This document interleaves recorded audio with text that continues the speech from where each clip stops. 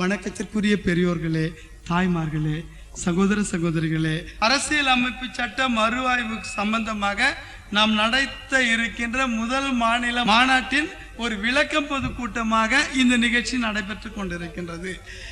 எனவே இது சம்பந்தமாக மட்டும் ஒரு சில கருத்துக்கள் கூறி நான் விடை பெற்றுக் கொள்ள விரும்புகின்றேன். இன்றைக்கு இந்திய நாடு விடுதலை பெற்று 50 ஆண்டுகளை தாண்டி விட்டது. கிட்டத்தட்ட 1000 ஆண்டுகள் அடிமைகளாக இருந்த இந்திய நாடு விடுதலை பெற்று 50 ஆண்டுகள் தான் ஆகியிருக்கின்றன. ஆனால் 50 ஆண்டுகளில் எந்த லட்சியத்திற்காக இந்த நாடு விடுதலைக்காக போரிட்டதோ அந்த லட்சியத்தை இந்த நாடு அடைந்து விட்டதா அல்லது இந்த நாட்டின் தலைவர்கள் இதை அடைய விட்டார்களா? இன்றைக்கு இந்திய அரசியலமைப்பு சட்டத்தின் மறு ஆய்வு என்று ஏன் சொல்லுகின்றார்கள்? மறு ஆய்வு செய்ய வேண்டிய அவசியம் என்ன? இதற்கான காரணம் என்ன? அப்படி இந்திய அரசியலமைப்பு சட்டம் செயலற்று இருக்கின்றதா அல்லது இந்திய அரசியலமைப்பு சட்டம் பலம் உள்ளதா? அப்படி என்றால் இந்திய அரசியலமைப்பு சட்டத்தை மறு ஆய்வு என்பது ஏதாவது உள்நோக்கம் கொண்டதா என்று பலர் பலவிதமான கேள்விகளை கேட்டுக்கொண்டிருக்கலாம். இன்றைக்கு இந்திய அரசியலமைப்பு சட்டம் என்றால் நம்முடைய இந்திய நாட்டில் இருக்கின்ற 100 கோடி மக்களையும் பாதிக்கின்ற ஒரு சட்டம். இதனுடைய விளைவுகள் இந்த நாட்டை ஒட்டுமொத்தமாக பாதிக்கும். இந்த நாட்டு குடிமக்கள் உலகில் இருக்கின்ற அனைவரையும் பாதிக்கும் என்பதை நாம் புரிந்து கொள்ள வேண்டும். அப்படின்னா இவ்வளவு பெரிய சட்டம் இது. நம்ம எத்தனையோ சட்டம் பார்த்துட்டோம். ஐபிசி பார்த்துக்கிறோம், சிஆர்பிசி பார்த்துக்கிறோம், என்னன்னு சிபிசி பார்த்துருக்கிறோம், இன்னும் எவ்வளோ சட்டங்கள் பார்த்துக்கிறோமே. இது என்ன பெரிய சட்டம் அப்படி என்று நீங்கள் கருதுகிறீர்கள். ஆனால் என்னை பொறுத்தவரையில் நான் என்ன சொல்லுகிறேன் என்று சொன்னால், இந்த சட்டம் சட்டங்களுக்கெல்லாம் தாய் சட்டம். இன்றைக்கு இந்திய நாட்டில் இருக்கின்ற அனைத்து சட்டங்களும் இந்த சட்டத்திற்கு எதிராக செயலாற்றக்கூடாது. இந்த சட்டத்திற்கு உட்பட்டு தான் அது செயல்பட வேண்டும். இன்றைக்கு இந்தியன் பீனல் கோடில் ஒரு சட்டம் இருக்கிறது என்று சொன்னால் அந்த சட்டத்தின் எந்த பிரிவு இந்திய அரசியலமைப்பு சட்டத்துக்கு விரோதமாகவோ அல்லது அந்த லட்சியத்துக்கு எதிராகவோ இருக்குமேயானால் அந்த சட்டம் அந்த அளவிற்கு செல்லாததாக மாறிவிடும். அதே போல் இன்றைக்கு சிபிசி என்கிற சிவில் ப்ரொசீஜர் கோட் என்ற சட்டம் அல்லது சிஆர்பிசி போன்ற எந்த சட்டமாக இருந்தாலும் சரி, ஈவன் கான்ட்ராக்ட் சட்டம் கூட சரி, மெர்கன்டைல் லா கூட சரி, எந்த ஒரு இந்த மண்ணின் சட்டங்கள் அனைத்தும் இந்திய அரசியலமைப்பு சட்டத்தின் விதிகளுக்கும் அது கூறுகின்ற லட்சியங்களுக்கும் நோக்கத்திற்கும் உட்பட்டுத்தான் இருக்க வேண்டும். அப்படி ஏதாவது இருக்குமேனால் அந்த சட்டங்கள் செல்லுபடியாகாது என்பதன் மூலமாக இந்த சட்டம் சட்டங்களுக்கெல்லாம் தாய் சட்டம் என்பதை நாம் புரிந்து கொள்கின்றோம். அதோடு மட்டுமல்லாமல் இந்த சட்டம் ஒரு அதிகார பகிர்வு சட்டம். உதாரணத்துக்கு பாருங்க, இன்றைக்கு நம் மக்கள் இந்தியாவில் இருக்கின்ற 100 கோடி மக்களினுடைய நலத்துக்கு யார் காரணம் என்றால் மத்திய மாநில அரசுகள் காரணம். ஆனால் இந்த மத்திய மாநில அரசுகளுக்கு என்னென்ன அதிகாரங்கள் இருக்கின்றன என்பதை இந்திய அரசியலமைப்பு சட்டம் சொல்லுகின்றது. இந்திய அரசியலமைப்பு சட்டம் ஒரு பிரிவு மாநில அரசுகளுக்கு இந்தந்த அதிகாரங்கள், மத்திய அரசுக்கு இந்தந்த அதிகாரங்கள், ஏன் லோக்கல் அரசாக இருக்கின்ற உள்ளாட்சிகளுக்கு இத்தனை அதிகாரங்கள் என்று தனித்தனியாக சட்டத்தை ஏற்றி இருக்கின்றது. ஒரு கால் இதற்கும் மீறி இருக்கின்ற சில சட்டங்கள், சில அதிகாரங்கள் மத்திய அரசினுடைய ரெசூஜியல் பவர் என்பது மத்திய அரசுக்கு உட்பட்டது என்று சொல்லுகின்றோம்.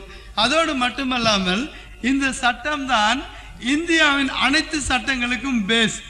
இன்றைக்கு உதாரணமாக எடுத்துக்கொள்ளுங்கள், இந்தியாவின் பிரைம் மினிஸ்டர் என்று எடுத்துக்கொள்ளுங்கள். அவர் இந்திய அரசியலமைப்பு சட்டத்தின் ஒரு பிரிவில் ஆர்டிக்கிளில் உருவாகின்ற ஒரு குழந்தை. இந்தியாவின் ஜனாதிபதி எடுத்துக்கொள்ளுங்கள், அவர் இந்திய அரசியலமைப்பு சட்டத்தின் இன்னொரு ஆர்டிக்கிளில் உருவாகின்ற ஒரு குழந்தை. தமிழகத்தின் முதல்வரை எடுத்துக்கொள்ளுங்கள், அவர் இந்திய அரசியலமைப்பு சட்டத்தின் இன்னொரு ஆர்டிக்கிளில் உருவாகின்ற ஒரு குழந்தை. அதே போல் இந்தியாவில் தமிழகத்தின் சட்டமன்றத்தை எடுத்துக்கொள்ளுங்கள், அது இந்திய அரசியலமைப்பு சட்டத்தின் இன்னொரு ஆர்டிக்கிளில் உருவாகின்ற குழந்தை. நாடாளுமன்றத்தை எடுத்துக்கொள்ளுங்கள், அது இந்தியாவின் அரசியலமைப்பு சட்டத்தின் இன்னொரு ஆர்டிக்கிளில் உருவாகின்ற குழந்தை. இது போல் சுப்ரீம் கோர்ட், ஹைகோர்ட், அது மட்டுமல்லாமல் அனைத்து பிரிவுகளும் இந்திய அரசியலமைப்பு சட்டத்தால் உருவாகின்றன என்பதை நாம் புரிந்து கொள்ள வேண்டும். அதே நேரத்தில் இந்த சட்டம் 3, அதாவது செயலாக்கத்திற்கு 3, மக்களை செயல்படுத்துவதற்கு 3 பிரிவுகளாக பிரிக்கலாம். ஒன்று ஜுடிஷியரி, இன்னொன்று லெஜிஸ்லேச்சர், இன்னொன்று எக்ஸிக்யூட்டிவ். இப்போ அதாவது லெஜிஸ்லேச்சர் என்று சொன்னால் மத்தியில் இருக்கின்ற நாடாளுமன்றமும் மாநிலங்களில் இருக்கின்ற சட்டமன்றங்களில் இயற்றப்படுகின்ற சட்டங்கள். இந்த சட்டங்கள் லெஜிஸ்லேச்சர் என்ற முறையில் இவர்களுக்குள்ள அதிகாரங்களை இந்திய அரசியலமைப்பு சட்டம் வழங்குகின்றது. அதற்கடுத்து எக்ஸிக்யூட்டிவ் என்று சொன்னால் IAS IPS போன்ற பொறுப்புகள், இப்போ டைரக்டர் போன்ற பொறுப்புகள், இப்போ டைரக்டர் ஆஃப் மெடிக்கல் சயின்ஸ் போன்ற உயர் பொறுப்புகள். நிர்வாகம் எக்ஸிக்யூட்டிவ் என்பது நிர்வாகம். இந்த நிர்வாகத்திற்கு என்று சில அதிகார வரம்புகள் இருக்கின்றன. இந்த நிர்வாகங்களுக்கு என்னென்ன அதிகாரங்கள் என்பதை ஒரு போலீஸ் கமிஷனருக்கு என்ன அதிகாரம், ஒரு DGPக்கு என்ன அதிகாரம், ஒரு IPS ஆபீசருக்கு என்ன அதிகாரம், ஒரு IAS ஆபீசருக்கு என்ன அதிகாரம், ஒரு சீஃப் செக்ரட்டரிக்கு என்ன அதிகாரம் என்பதை தெளிவுபட சொல்லுகின்றது இந்திய அரசியலமைப்பு சட்டம். ஒரு கால் இந்த மத்திய அரசினுடைய லெஜிஸ்லேச்சருக்கும் எக்ஸிக்யூட்டிவ்க்கும் ஏதாவது வேறுபாடுகள், ஏதாவது பிரச்சனைகள் ஏற்படுமே ஆனால் அதை எப்படி சரி செய்வது என்றால் நீதிமன்றத்தின் மூலமாக, உயர் நீதிமன்றம், சுப்ரீம் கோர்ட்டுகளின் மூலமாக இந்திய அரசியலமைப்பு சட்டத்திற்கு சரியான விளக்கம் தந்து அவர்களுடைய உரிமைகளை பாதுகாத்து ஒரு சரியான தீர்ப்பு கூறுவதற்காக நீதிமன்றங்களை, உயர் நீதிமன்றங்களையும் உச்ச நீதிமன்றங்களையும் இந்திய அரசியலமைப்பு சட்டம் உருவாக்கி இருக்கின்றது. இந்த அமைப்புகள் ஒரு தனித்தன்மை வாய்ந்த அமைப்புகளாக செயலாற்றி கொண்டிருக்கின்றது. இப்பேற்பட்ட ஒரு பெரும் அமைப்பு தான் அரசியலமைப்பு. இந்த அமைப்பில் ஒரு குடிமகனின் உரிமையும் பாதுகாக்கப்படுகின்றது. இந்திய அரசியலமைப்பு சட்டத்தினுடைய 3ஆம் பிரிவு என்று சொல்லக்கூடிய அடிப்படை உரிமைகள் பிரிவு இந்திய குடிமகன் ஒவ்வொருவனுக்கும் உரிமைகளை வழங்குகின்றது. அந்த உரிமைகள் மறுக்கப்படுமேயானால், அந்த உரிமையை ஒரு மாநில அரசோ ஒரு மத்திய அரசோ மறுக்குமேயானால் அந்த அரசுகளுக்கு எதிராக இந்த குடிமகன் ஒருவன் உயர் நீதிமன்றத்தில் ஆர்டிகல் 226வது பிரிவின் ரிட் பெட்டிஷன் மூலமாக போடுவானே ஆனால் அவன் உரிமைகள் இந்திய உயர் நீதிமன்றத்தால் பாதுகாக்கப்பட இந்த அரசியலமைப்பு சட்டம் வழங்குகின்றது, உரிமை வழங்குகின்றது. அதே போல் இந்த அரசியலமைப்பு சட்டம் ஒரு இந்திய குடிமகன் அவனுக்கு வழங்கப்படுகின்ற அடிப்படை உரிமைகளை மத்திய அரசோ அல்லது மாநில அரசோ இல்லை வேற யாராவது மீறுவார்களே ஆனால் நேரடியாக சுப்ரீம் கோர்ட்டை ஆர்டிகல் 32வது பிரிவின் கீழ் அணுகி அவர்களுக்கு உரிமையை வழங்குவதற்கு இந்த அரசியலமைப்பு சட்டம் உரிமை வழங்குகின்றது. அதே நேரத்தில் இந்திய நாடு ஒரு மிகப்பெரிய நாடு. இந்திய நாடு பல்வேறு மதங்களையும் பல்வேறு இனங்களையும் பல்வேறு மொழிகளையும் பேசுகின்ற மக்களை கொண்ட நாடு என்கின்ற காரணத்தினால் இந்த நாடு ஒரு குறிப்பிட்ட மதத்திற்கு மட்டும் சொந்தமான நாடு அல்ல என்பதற்காக அனைத்து மதங்களும் முழு உரிமை பெறவும், அனைத்து மதங்களும் அவர்கள் கொள்கைகளை ப்ரொபகேட் பண்ணவும் ஒரு செகுலர் ஸ்டேட், மத சார்பு அற்ற நாடாக, அனைத்து மக்களுக்கும் உரிமையுள்ள நாடாக இந்திய அரசியலமைப்பு சட்டம் வழங்கி இருக்கின்றது. இந்திய அரசியலமைப்பு சட்டத்தின் முகவுரையிலேயே டாக்டர் அம்பேத்கர் அவர்கள் தெளிவாக சொல்லுகின்றார், இந்த நாடு எந்த லட்சியத்திற்காக இருக்கின்றது, இந்த நாடு அரசு இந்த மக்களுக்கு எந்த வகையில் லட்சியத்தை அடைய வேண்டும் என்பதை தெளிவாக சொல்லுகின்றது. உதாரணமாக இந்த நாட்டுக்கு பெயரே சொல்றான், the people of India having solemnly resolved to constitute India into a sovereign, socialist, secular, democratic republic of India என்ற பெயரினை வைத்திருக்கின்றது. இந்திய குடிமக்களாகிய நாம் இந்த லட்சியங்களை உடைய ஒரு நாடாக இந்திய நாடு சோசலிஸ்ட், ஒரு சமதர்ம நாடாகவும் ஒரு மத சார்பற்ற நாடாகவும் ஒரு மக்களாட்சி நாடாகவும் கொண்ட ஒரு குடியரசு நாடாக இந்த நாட்டை நாம் உருவாக்குகின்றோம் என்று சொல்லி இருக்கின்றது. இப்படி உருவாக்கி எதற்காக உருவாக்கின்றோம்? and to secure all its citizens. யாராரோ சொல்றா எதற்கு? to secure all its citizens. இந்த குடிமக்கள் ஒவ்வொருவருக்கும் என்ன உரிமைக்காக? உதாரணத்துக்கு எடுத்துங்க, justice, social, economic and political, சமூக நீதி, அரசியல் நீதி, பொருளாதார நீதியை இந்நாட்டு குடிமக்கள் ஒவ்வொருவரும் பெற வேண்டும் என்றும், liberty of thought expression, belief, faith and worship என்றும், equality of status and opportunity என்றும், and to promote fraternity among the individual என்று சுதந்திரம், சமத்துவம், சகோதரத்தின் அடிப்படையில் தான் இந்நாட்டு மக்கள் ஒவ்வொருவரும் பார்க்கப்பட வேண்டும், இந்த நாட்டின் சமுதாயம் மாற்றி அமைக்கப்பட வேண்டும் என்று எழுதும்போது சாதாரண பாபா சாஹேப் அம்பேத்கர் மட்டுமே எழுதிட்டாரு. இந்த சட்டம் எழுதும்போது எப்படிலாம் தெரியுங்களா? இந்த சட்டம் வெள்ளைக்காரன் இந்தியாவிற்கு சுதந்திரம் கொடுக்க வேண்டும் என்று முடிவெடுத்த உடனே இந்த நாட்டில் லார்ட் மவுண்ட் பேட்டன் பிரபு அவர்கள் இந்த நாட்டிற்கு உரிய சட்டத்தை, ஒரு அரசியலமைப்பு சட்டத்தை உங்களில் ஒருவரே, உங்கள் மக்களே தேர்ந்தெடுத்துக் கொள்ளுங்கள் என்று அவர்கள் சொல்லுகின்றார். உடனே இந்தியா விடுதலை பெற்றவுடன் இந்த அரசியலமைப்பு, இந்த நாட்டை கண்காணிக்க, இந்த நாட்டை நடத்தி செல்ல ஒரு அரசியலமைப்பு சட்டம் தேவை என்கின்ற காரணத்தினால் அரசியல் நிர்ணய சபை உருவாக்கப்பட்டது. இந்த அரசியல் நிர்ணய சபையில் இந்திய துணைக்கண்டத்தில் இருக்கின்ற அனைத்து மாநிலங்களின் பிரதிநிதிகளும், மத்திய இருக்கின்ற பார்லிமெண்டின் பிரதிநிதிகளும், அனைத்து சமுதாயத்தின் பிரதிநிதிகளும், அனைத்து மதத்தின் பிரதிநிதிகளும், மிகப்பெரிய சட்ட வல்லுநர்களும் கலந்து கொண்டு கிட்டத்தட்ட 600க்கும் மேற்பட்ட பிரதிநிதிகள் இந்த அமைப்பில் தேர்ந்தெடுக்கப்பட்டார்கள். பாபா சாஹேப் அம்பேத்கர் கூட ஆரம்பத்தில் மகாராஷ்டிரா மாநிலத்தின் பிரதிநிதியாக இவர் செல்லும் போது இவருக்கு தேவையான வாக்கு, இவர் கட்சியில் எம்எல்ஏக்கள் இல்லாத காரணத்தினால் முஸ்லிம் சகோதரர்கள் கல்கட்டா வங்காளம் நாட்டின் சார்பாக இவரை நிற்க வைத்து முஸ்லிம் கட்சியினுடைய பிரதிநிதிகள் இவருக்கு வாக்களித்து அரசியல் நிர்ணய சபையில் இவரை தேர்ந்தெடுத்தார்கள். இப்படி தேர்ந்தெடுத்த பிறகு இவர்கள் ஒரு அரசியல் நிர்ணய சபை, அரசியல் அமைப்பு சட்டம் டிராஃப்டிங் கமிட்டி உருவாக்க வேண்டும், இந்த நாட்டிற்குரிய அரசியல் அமைப்பு சட்டத்தை எழுத வேண்டும் என்ற போது அப்போது பண்டிட் நெஹ்ரு அவர்கள் ஒரு அரசியல் அமைப்பு சட்டத்தை உருவாக்கி தந்தார். அந்த அரசியலமைப்பு சட்டம் அதை நிர்ணய சபையில் தேர்ந்தெடுக்க உறுப்பினர்களுடைய பரிசீலனைக்கு எடுத்துக்கொண்ட போது முஸ்லிம் சகோதரர்கள், முஸ்லிம் லீக் இதில் கலந்து கொள்ளவில்லை.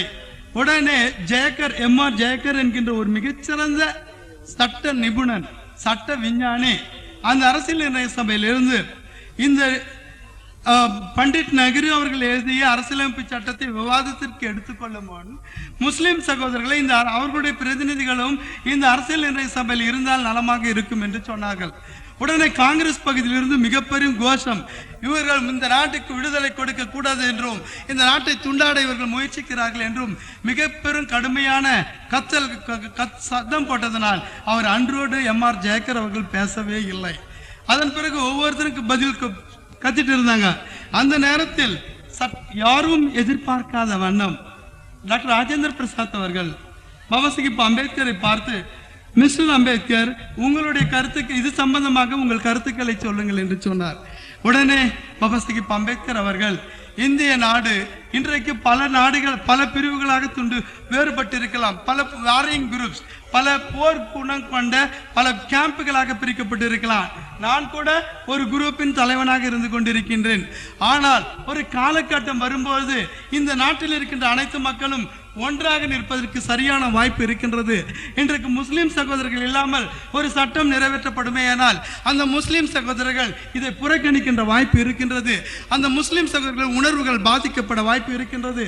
எனவே அந்த முஸ்லிம் சகோதரர்களையும் சேர்த்து இந்த அரசியலமைப்பு சட்டம் எழுதும் போது இதற்கு ஒரு முழுமையான பலம் கிடைக்கும், பின்னால் எந்த பிரச்சனைகளும் உருவாகாது என்று தெளிவாக சொன்னார். அதே நேரத்தில் பண்டிட் நெஹ்ரு எழுதிய அரசியலமைப்பு சட்டத்தின் முதற் பகுதியை விளக்கி இரண்டாவது பகுதியில் உள்ள ஒவ்வொரு குறையும் அவர் தெளிவாக எடுத்து சொன்னார். அப்போதுதான் இந்த அரசியலமைப்பு சட்டம் இந்த நாட்டிற்கு சற்றும் ஒவ்வாது என்று கூறி அதை புறக்கணித்து விட்டனர். அதன் பின்பு தெரிந்தோ தெரியாமலோ இந்தியா இரண்டாக பிரிக்கப்பட்டது. இரண்டாக பிரிக்கப்பட்ட பிறகு மீண்டும் அரசியலுக்கு பாகிஸ்தான் என்று தனி நாடாக போய்விட்டது.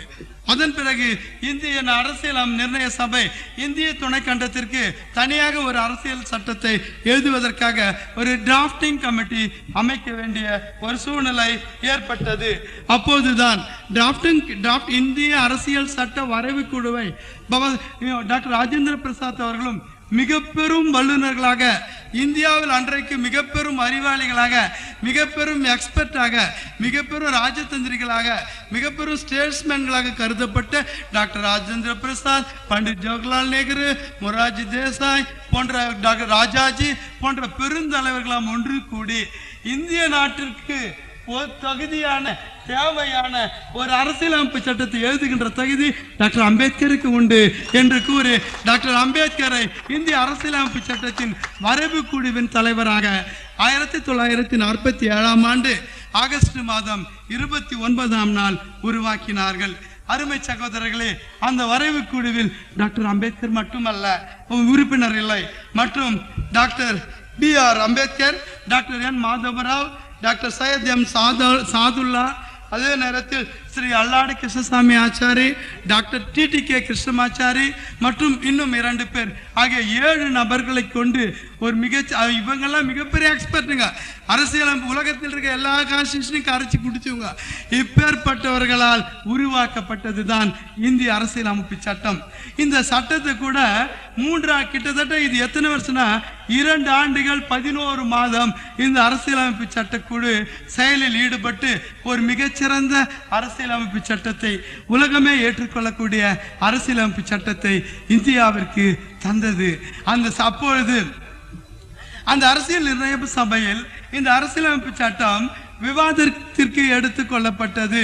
டாக்டர் ராஜேந்திர பிரசாத் தலைமையிலான அரசியல் நிர்ணய சபையில் டாக்டர் அம்பேத்கர் எழுதிய அரசியலமைப்பு சட்டத்தை விவாதத்திற்கு எடுத்துக்கொண்டார்கள். ஒவ்வொருத்தரும் ஒவ்வொரு கேள்வி கேட்கிறான். இல்ல ஈக்குவாலிட்டின்னா என்ன சொல்றீங்க, இதுல அன்டச்சபிலிட்டி பற்றி என்ன சொல்றீங்க, இல்ல செக்குலரிசம் ஏன் சேர்க்கிறீங்க?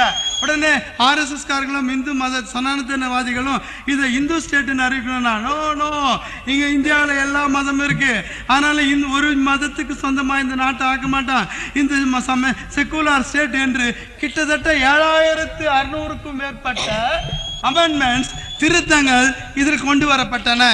இதில் 2437 திருத்தங்கள் ஏற்றுக்கொள்ளப்பட்டு அது செயல்படுத்தப்பட்டது. ஆக இந்திய அரசியலமைப்பு சட்டம் சாதாரணமாக எழுதப்படவில்லை.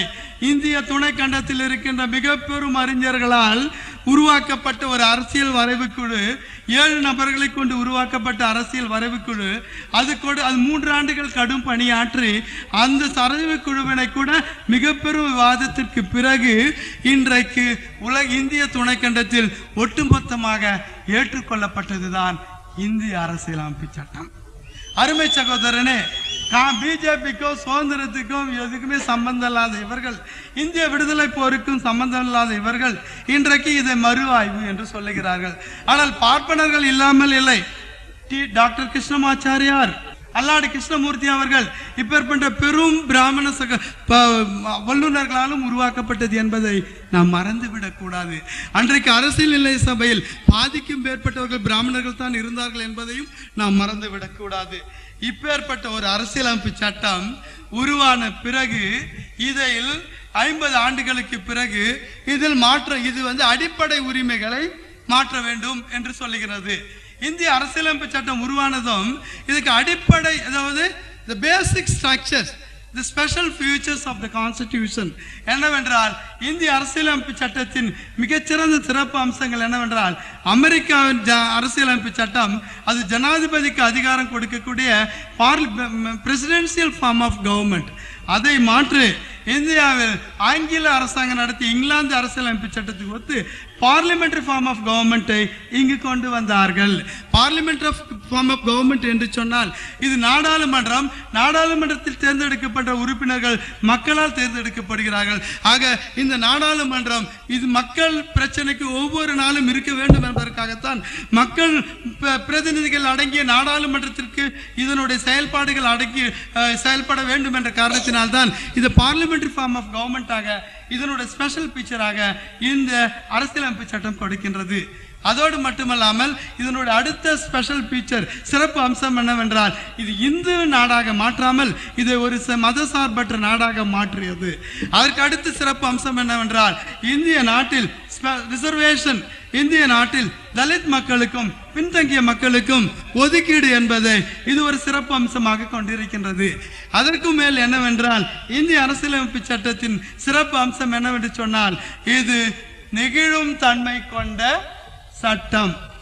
அதாவது rigidity, it's not rigidity, it's flexible. இந்த சட்டம் இந்த காலத்திற்கு ஏற்ப தன்னை மாற்றிக்கொள்ளக்கூடிய தன்மை வாய்ந்தது. இந்த சட்டம் இன்றைக்கு 50, நீ கூட பார்க்குறோம், ஒரு 500 வருஷத்துக்கு முன்னால் போனாக்கா ஃப்ளைட்டு கிடையாது, ஏரோப்ளேன் கிடையாது, ட்ரெயின்லாம் கிடையாது. அப்புறம் வெள்ளக்கார இந்தியா மேலே படையெடுக்கும் போது அந்த பாய்மர கப்பலில் தான் வந்தான். அப்போ ஏர் ஃப்ளைட்லாம் எதுவும் கிடையாது, கப்பல் கிடையாது, ஆனால் அது ட்ரெயின் கிடையாது. ஆனால் காலம் போக போக வெள்ளைக்காரன் ட்ரெயின் விட்டா, அதன் பிறகு விமானம் கண்டுபிடிச்சானுங்க. இப்படி காலத்தின் சூழ்நிலைக்கு ஏற்ப சேஞ்ச் ஆஃப் அதாவது change is the secret of development என்று சொல்லுகிறார்கள். மாற்றத்தின் ரகசியமே சேஞ்ச் தான், முன்னேற்றத்தின் ரகசியமேன்றான். அது போல வளர்கின்ற மாறுகின்ற சூழ்நிலைக்கு ஏற்ப இந்த அரசியலமைப்பு சட்டத்தில் மாற்றங்களை உருவாக்குவதற்குத்தான் இது பிளெக்சிபிள் கான்ஸ்டிடியூஷன் சொன்னாங்க. அதாவது நெகிழும் தன்மை உடைய கான்ஸ்டிடியூஷன். அதாவது இந்த நெகிழும் தன்மை, அதே நேரத்தில் இன்னொரு சிறப்பு அம்சம் என்னவென்றால் இது ஃபெடரல் ஸ்ட்ரக்சர். இது கூட்டாட்சி தன்மை உடையது. இது முழுமையான கூட்டாட்சியா என்றால் நிச்சயமாக இல்லை. இது மத்திய மாநில அரசுகள் உண்ட கூட்டாட்சி. அதே நேரத்தில் செமி ஃபெடரல்.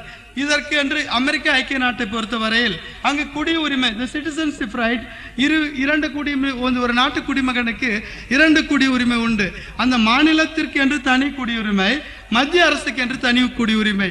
ஆனால் இந்திய துணைக்கண்டத்தில் அப்படி 2 குடியுரிமைகள் இல்லாமல் ஒரே ஒரு குடியுரிமையாக கொண்டு, அதே நேரத்தில் போர்க்காலங்களிலும் அவசர காலங்களிலும் இந்தியா யூனிட்டரி என்கிற நிலையை கொண்டு வருகின்ற ஒரு செமி ஃபெடரல் சிஸ்டமாக இந்திய அரசியலமைப்பு சட்டம் உருவாக்கப்பட்டிருக்கின்றது.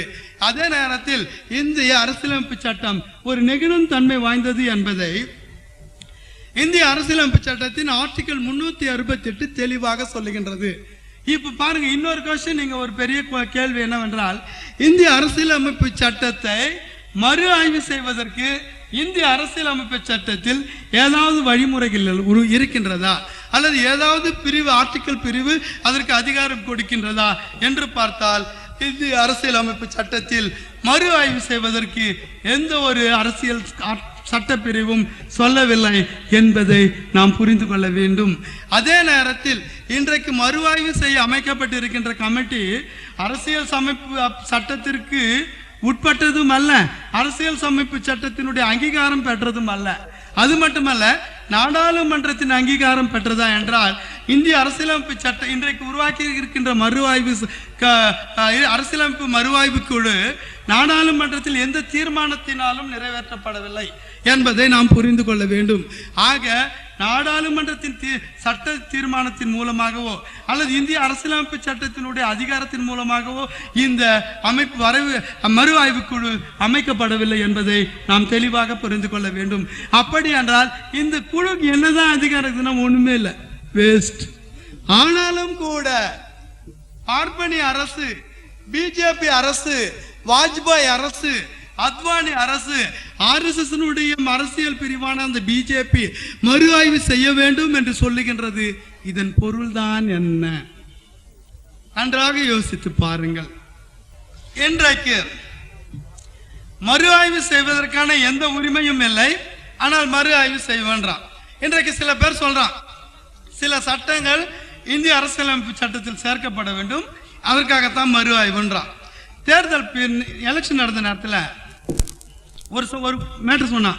அதாவது வெளிநாட்டு பிரதிநிதிகள் இந்தியாவில் குடியிருக்கின்றவர்கள், குறிப்பாக வணக்கத்திற்குரிய சோனியா காந்தி அம்மையார் அவர்களை மனதில் வைத்துக்கொண்டு அவர்கள் இந்தியாவின் பிரைம் மினிஸ்டராகவோ அல்லது ஜனாதிபதியாகவோ வந்துவிடக் கூடாது என்பதற்காக பிஜேபி அரசு தன் தேர்தல் அறிக்கையிலேயே வெளிநாட்டு பிரதிநிதிகள் ஒருவர் இந்தியாவில் பிறக்காதவர்கள் இந்தியாவின் மிக உயர் பொறுப்புகளான பிரைம் மினிஸ்டர், ஜனாதிபதி போன்ற பொறுப்புகளுக்கு வராமல் தடுக்க நாங்கள் சட்டம் இயற்றுவோம் என்று சொன்னார்கள். இந்த சட்டத்தை ஏற்றுறதுக்கு மறு ஆய்வு செய்ய வேண்டிய அவசியமே இல்லைங்க. அப்ப எப்படி பண்ணலாம்னாக்கா, இந்திய அரசியலமைப்பு சட்டத்தில் இருக்க ஆர்டிகிள் 5 இருந்து ஆர்டிகிள் 11 தான் இந்திய குடியுரிமையை வழங்குகின்றது.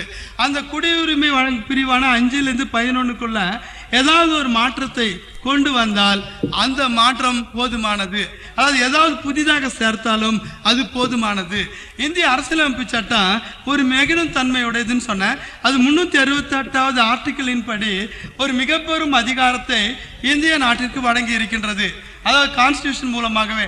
அதனால இந்திய அரசியலமைப்பு சட்டத்தில் இருக்கின்ற 399 ஆர்டிகிளையும் 10 அல்லது 12 ஷெட்யூல்டையும் மாற்றுகின்ற அல்லது திருத்துகின்ற ஒரு அதிகாரத்தை 368வது பிரிவு வழங்குகின்றது.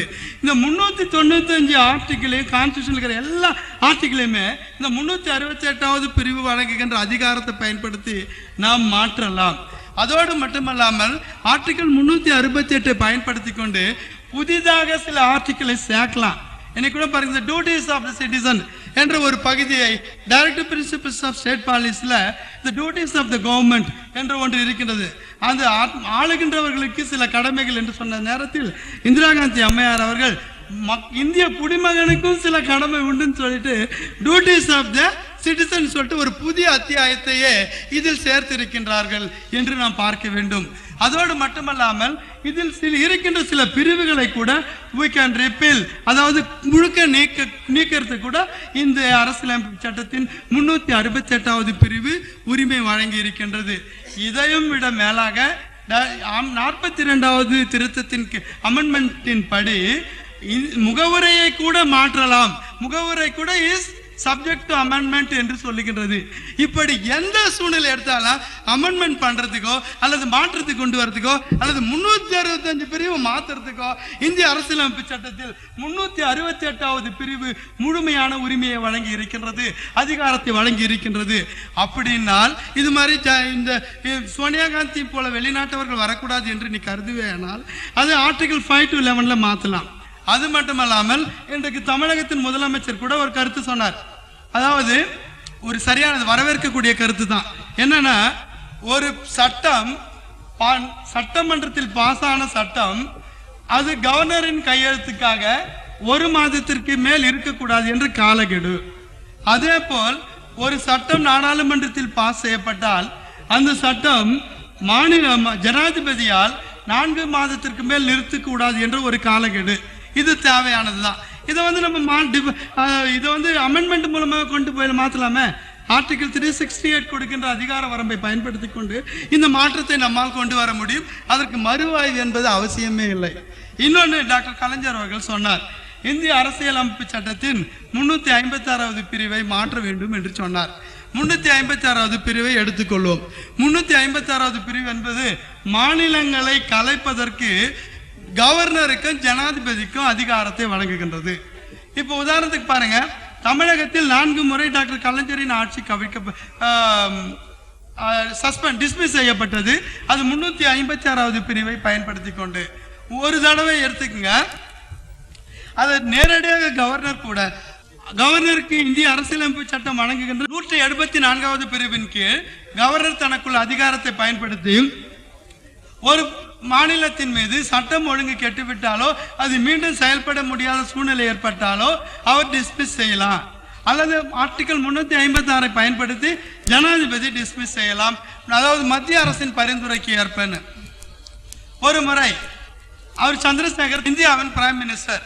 அப்போது சந்திரசேகர் பிரைம் மினிஸ்டர் வருவதற்கு காரணமாக இருந்த மரியாதைக்குரிய ஏடிஎம்கேனுடைய பொதுச் செயலாளர் டாக்டர் ஜெயலலிதா அம்மையார் அவர்கள் சந்திரசேகரை பயன்படுத்தி திராவிட முன்னேற்ற கழகத்தை ஆட்சியை டிஸ்மிஸ் செய்யுங்கள் என்று கேட்டார். அப்போது உடனே என்ன பண்ணார் சந்திரசேகர், அவர்களுடைய இல்லைனாக்கா வாபஸ் வாங்கிக்கணும், காட்சி கவர்ந்துருமா என்ற அச்சத்தின் காரணமாக இவர் நாங்கள் சொன்ன டிஸ்மிஸ் பண்ணுறது தயங்கி கடைசியாக டிஸ்மிஸ் பண்ணுறதுக்கு ஒத்துக்கினார். அப்படி ஒத்துக்கும் போது அன்றைக்கு தமிழகத்தின் கவர்னர் பர்னாலா இருந்தார். கவர்னரிடம் அறிக்கை கேட்டார். கவர்னர் தமிழகத்தில் கலைஞரின் ஆட்சி சிறப்பாக இருக்கின்றது, அதுவும் பெரும்பான்மை மக்களால் தேர்ந்தெடுக்கப்பட்ட ஒரு ஆட்சி. அந்த ஆட்சி இன்னும் தமிழக சட்டமன்றத்தில் பெரும்பான்மை இருக்கும் பொழுது அது மக்கள் கொடுத்த 5 ஆண்டுகளுக்குள் கலைப்பதற்கு எந்த விதமான நியாயமும் இல்லை, அதனால் கலைக்க முடியாது என்று அவர் அறிக்கை அனுப்ப மறுத்து விட்டார். உடனே என்ன பண்ண திரும்ப சந்திரசேகர் டைரக்டா இந்திய மந்திரி சபை பரிந்துரை ஜனாதிபதிக்கு கொடுத்து டிஸ்மிஸ் பண்ணினார். இது எப்படிங்க சாத்தியம்? ஒரு கவர்னர் பரிந்துரை அளிக்காமல் நான் அறிக்கை அனுப்பாமல் எப்படி டிஸ்மிஸ் பண்ணாங்கனாக்கா, அந்த ஆர்டிகல் 356 பயன்படுத்தும் போது ஒரு மாநிலம் என்னதான் மெஜாரிட்டியில் இருந்தாலும் அந்த மாநிலம் இன்னொரு நாட்டிற்கு இந்தியாவில் வேறொரு நாட்டிற்கு துணையாகவோ அல்லது இந்திய ரகசியத்தை வெளிப்படுத்தினாலோ அதை உடனடியாக டிஸ்மிஸ் செய்யலாம்னு சொல்லுது. இது தேசிய பாதுகாப்பு கருத்தில் கொண்டு. உடனே சந்திரசேகர் ஒரு சரியான வார்த்தை சொல்லிட்டார். என்ன சொல்லிட்டாருன்னா, விடுதலை புலிகளை பற்றி ஒரு ரகசியத்தை சொன்னேன். அந்த ரகசியம் பிரபாகரனுக்கு நேரடியாக 2 நாட்களுக்குள் தெரிந்து விட்டது என்றால் அவர் இந்திய நாட்டிற்கு தேச துரோக குற்றம் செய்திருக்கின்றார். ஆக இந்திய நாட்டிற்கு எதிராக குற்றம் சுமத்திய காரணத்தினால் இந்திய நாடாளுமன்றத்தில் இந்திய தமிழக மத்திய மந்திரி சபை பரிசீலித்து இவருடைய அரசை டிஸ்மிஸ் செய்ய நான் பரிந்துரை செய்தேன் என்று சொன்னார். இப்படி இந்த காரணத்திற்காக மத்திய அரசு கலைஞர் அரசை டிஸ்மிஸ் செய்தது. அதே நேரத்தில் இன்னொரு சூழ்நிலையை சொல்றார். அடுத்து திருப்பி இப்போ வாஜ்பாய் அவர்கள் முதலமைச்சராக பிரைம் மினிஸ்டராக பொறுப்பேற்ற பிறகு இன்றைக்கு ராணுவ அமைச்சராக இருக்கின்ற பெர்னாண்டஸ் அவர்கள் பீகார் மந்திரி சபையை கவிழ்க்க வேண்டும் என்று உறுதியாக இருந்தார். உடனே என்ன பண்ணார்னா, பீகார் மந்திரி சபையை கவிழ்க்கிறதுக்காக அந்த பீகார்ல இருக்கிற அந்த அவருடைய கட்சி மற்றும் லல்லு பிரசாத் யாதவுக்கு எதிரான கட்சிகள் அனைத்தும் தீர்மானம் போட்டு அது ஒரு பெரிய அர்த்தால் பண்ணி சட்டம் ஒழுங்கு கெட்டுச்சு, உடனே கலைக்கணும் அப்படின்னு சொன்னாங்க. ஆனால் இதை மத்திய அரசு பரிசீலனைக்கு எடுத்துக்கொண்டது. எனினும் கூட இந்த பரிசீலனையை ஜனாதிபதியாக இன்றைக்கு இந்தியாவின் ஜனாதிபதியாக இருக்கின்ற வணக்கத்திற்குரிய KR நாராயணன் அவர்களுடைய பரிந்துரைக்கு அனுப்பியது. ஆனால் KR நாராயணன் அவர்களோ அந்த பார்லிமெண்ட் பாட்னா, அதாவது பீகார் மாநிலத்தினுடைய சூழ்நிலைகளை புரிந்து கொண்டார். இது எந்த விதமான நியாயமும் இல்லாமல் அந்த பீகார் மக்கள் அந்த அரசுக்கு ஆளுகின்ற அதிகாரம் 5 ஆண்டுகளுக்கு கொடுத்தும் கூட எதிர்கட்சிகள் இன்றைக்கு மத்திய அரசாங்கத்தின் அதிகாரத்துக்கு வந்துவிட்ட காரணத்தினால் இதை கலைக்க தவறான வழியில் செயலாற்றுகின்றார்கள் என்பதை புரிந்து கொண்டு உடனடியாக அவர் கலைக்கும் அதிகாரத்தில் கையெழுத்து போடாமல் ரீகன்சிடர் என்று மீண்டும் திருப்பி அனுப்பிவிட்டார். உடனே பிரைம் மினிஸ்டர் அடல் பிகாரி வாஜ்பாய் அவர்களை சந்தித்து நீங்கள் செய்வது சரிதானா என்று வாஜ்பாய்ஜி என்று சொன்ன உடனே அவர்கள் மீண்டும் கூடி அந்த பரிந்துரையை அனுப்பாமல் நிறுத்திவிட்டனர்.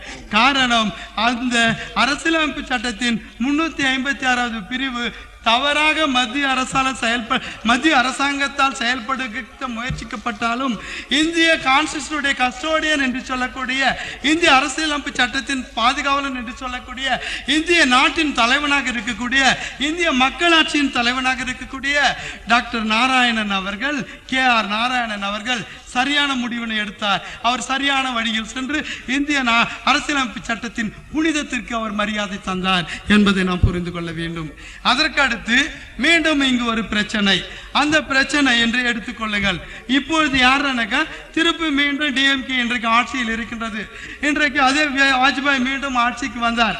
அவர் ஆட்சிக்கு வந்தவுடன் மீண்டும் ADMK அரசாங்கம், ADMK கட்சி அதனுடைய வாஜ்பாய் திமுகவை டிஸ்மிஸ் செய்ய வேண்டும் என்று கோரிக்கையை வாஜ்பாய்க்கு அனுப்பியது. ஆனாலும் கூட அவர் அதை அசட்டை செய்து விட்டார். அவர்கள் கடுமையாக சொல்லினார்கள், நாங்கள் எங்களுடைய ஆதரவை வாபஸ் பெற்றுக் கொள்வோம் என்றார்கள். எனினும் கூட தமிழகத்தில் எந்த சட்டம் ஒழுங்கும் கெடவில்லை, எந்த விதமான நியாயமும் இல்லை. தமிழகத்தின் மக்கள் 5 ஆண்டுகள் ஆளுகின்ற உரிமையை திமுகவிற்கு தந்திருக்கின்றார்கள். அந்த மக்களுக்கு விரோதமாக அந்த அரசை கலைக்க வேண்டியது அவசியம் இல்லை, கலைக்க கூடாது என்று அவர் உறுதியாக இருந்தார்கள். அதே நேரத்தில் இன்னொன்னு என்னன்னாக்கா, தப்பி தெரிய மேடம் கிட்ட சொன்னது, மேடம் ஜி நீங்க சொல்லி நாங்க பரிந்துரை அனுப்பிச்சாலும் அங்க பிரசிடென்ட் ஜனாதிபதி முன்ன மாதிரி கையை காட்டிக்கணும் ரப்பர் ஸ்டாம்போ இல்ல.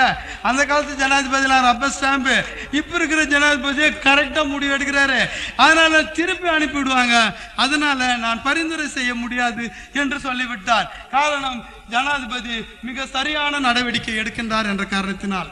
உடனே வேதனை வருத்தம் அடைந்த அவர்கள், நீங்க என் சொல்ல நீ பொய் சொல்றேன்னு சொல்லிட்டு அவர்கள் ஆதரவை வாபஸ் பெற்றுக் கொண்டார்கள்.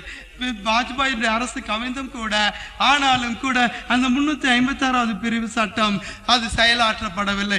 ஆனால் ஏற்கனவே 356 சட்டம் அன்றைக்கு இருந்த கட்சிகள் சரியான அவங்க விருப்பத்துக்கு ஏற்றபடி இதை பயன்படுத்தி கொண்டார்கள். நமக்கு எதிரான ஒரு கட்சி ஆட்சிக்கு இருக்குதா, நமக்கு விரும்பாத ஒரு ஆளு ஆட்சியில் இருக்கிறானா, நம்ம ஜாதிக்கு ஒரு சம்பந்தம் இல்லாத இன்னொரு ஜாதிக்கான ஆட்சியில் இருக்கானா, உடனே ஆர்டிகல் 356 யூஸ் பண்ணி டிஸ்மிஸ் பண்ணுன்னு சொல்லிட்டு தான். ஆனால் ஜனாதிபதி ஒருவர் சரியான முடிவு எடுக்கின்ற காரணத்தினால் அந்த சட்டங்கள் சரியான முறையில் செயல்பட்டது. ஆனால் இன்றைக்கு செயல்படுகின்றது. அதே நேரத்தில் 356 பிரிவை நீக்குங்கள் என்று சொல்கின்ற டாக்டர் கலைஞர் அவர்களே, இன்றைக்கு நான் ஒரு கேள்வியை உங்கள் முன் கேட்கின்றேன். இன்றைக்கு இந்தியா ஒரு தனி நாடு அல்ல. இந்தியா ஒரு துணை கண்டம்.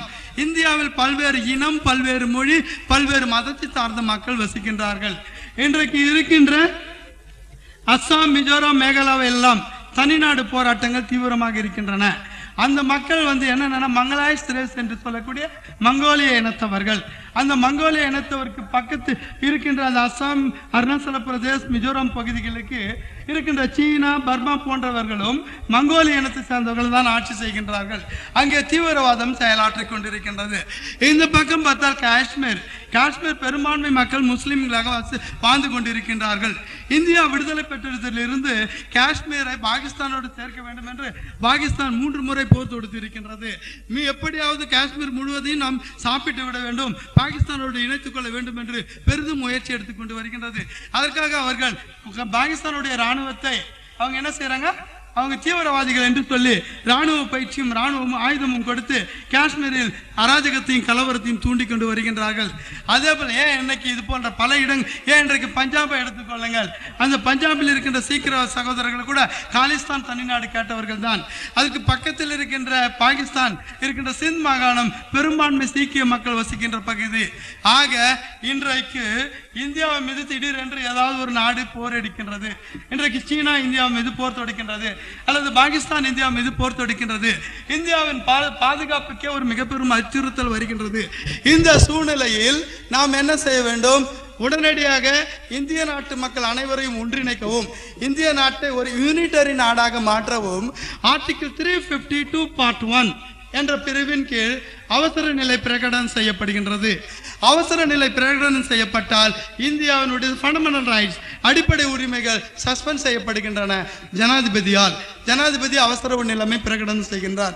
இந்த நேரத்தில் வெளிநாடு இந்தியாவின் மீது படையெடுக்கின்ற அந்த காலகட்டத்தில் இங்கு உள்நாட்டில் இப்போது சீனா படையெடுக்கிறது என்று வைத்துக் கொள்ளுங்கள்.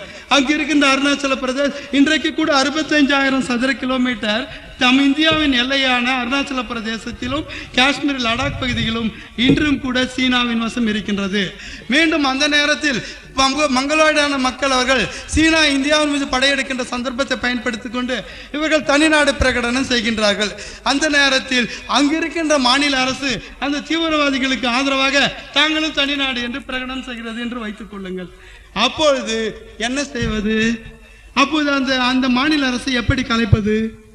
ஆர்டிகல் 356 இருந்தால்தான் உடனடியாக அந்த மாநில அரசை கலைத்து அந்த இங்கு ஜனாதிபதியின் ஆட்சியை பிரகடனப்படுத்தி இன்று வெளிநாட்டில் போர் நடத்திக் கொண்டிருக்கின்ற இந்த நேரத்தில் உள்நாட்டிலும் கலவரமும் குழப்பமும் ஏற்படாமல் தடுக்க வேண்டும் என்று சொன்னால் இந்த 356வது பிரிவு எந்த அளவிற்கு மிக முக்கியமானது, எந்த அளவிற்கு மிக உன்னதமானது என்பதை நீங்கள் புரிந்து கொள்ளுங்கள் என்று இங்கே நான் சொல்லிக்கொள்ள கடமைப்பட்டிருக்கின்றேன்.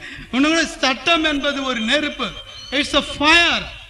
இன்னைக்கு நான் கூட பாக்குறேன், யாரோ பாக்குறாங்க, இன்னைக்கு எல்லா வீட்லயும் பாருங்க விளக்கு அந்த என்ன வச்சுறாங்க, நெருப்பு. அந்த வீட்டுல விளக்கு ஏத்துறதுக்கு வீட்டில் இருட்டு நேரங்கள், வீட்டில் இருக்கின்ற இருட்டை அகற்ற வெளிச்சத்தை கொண்டு வர அந்த விளக்குக்கு நெருப்பு வைக்கிறார்கள். அப்போ வீட்டில் இருக்கின்ற இருள் அகன்று ஒளி பிரகாசிக்கின்றது.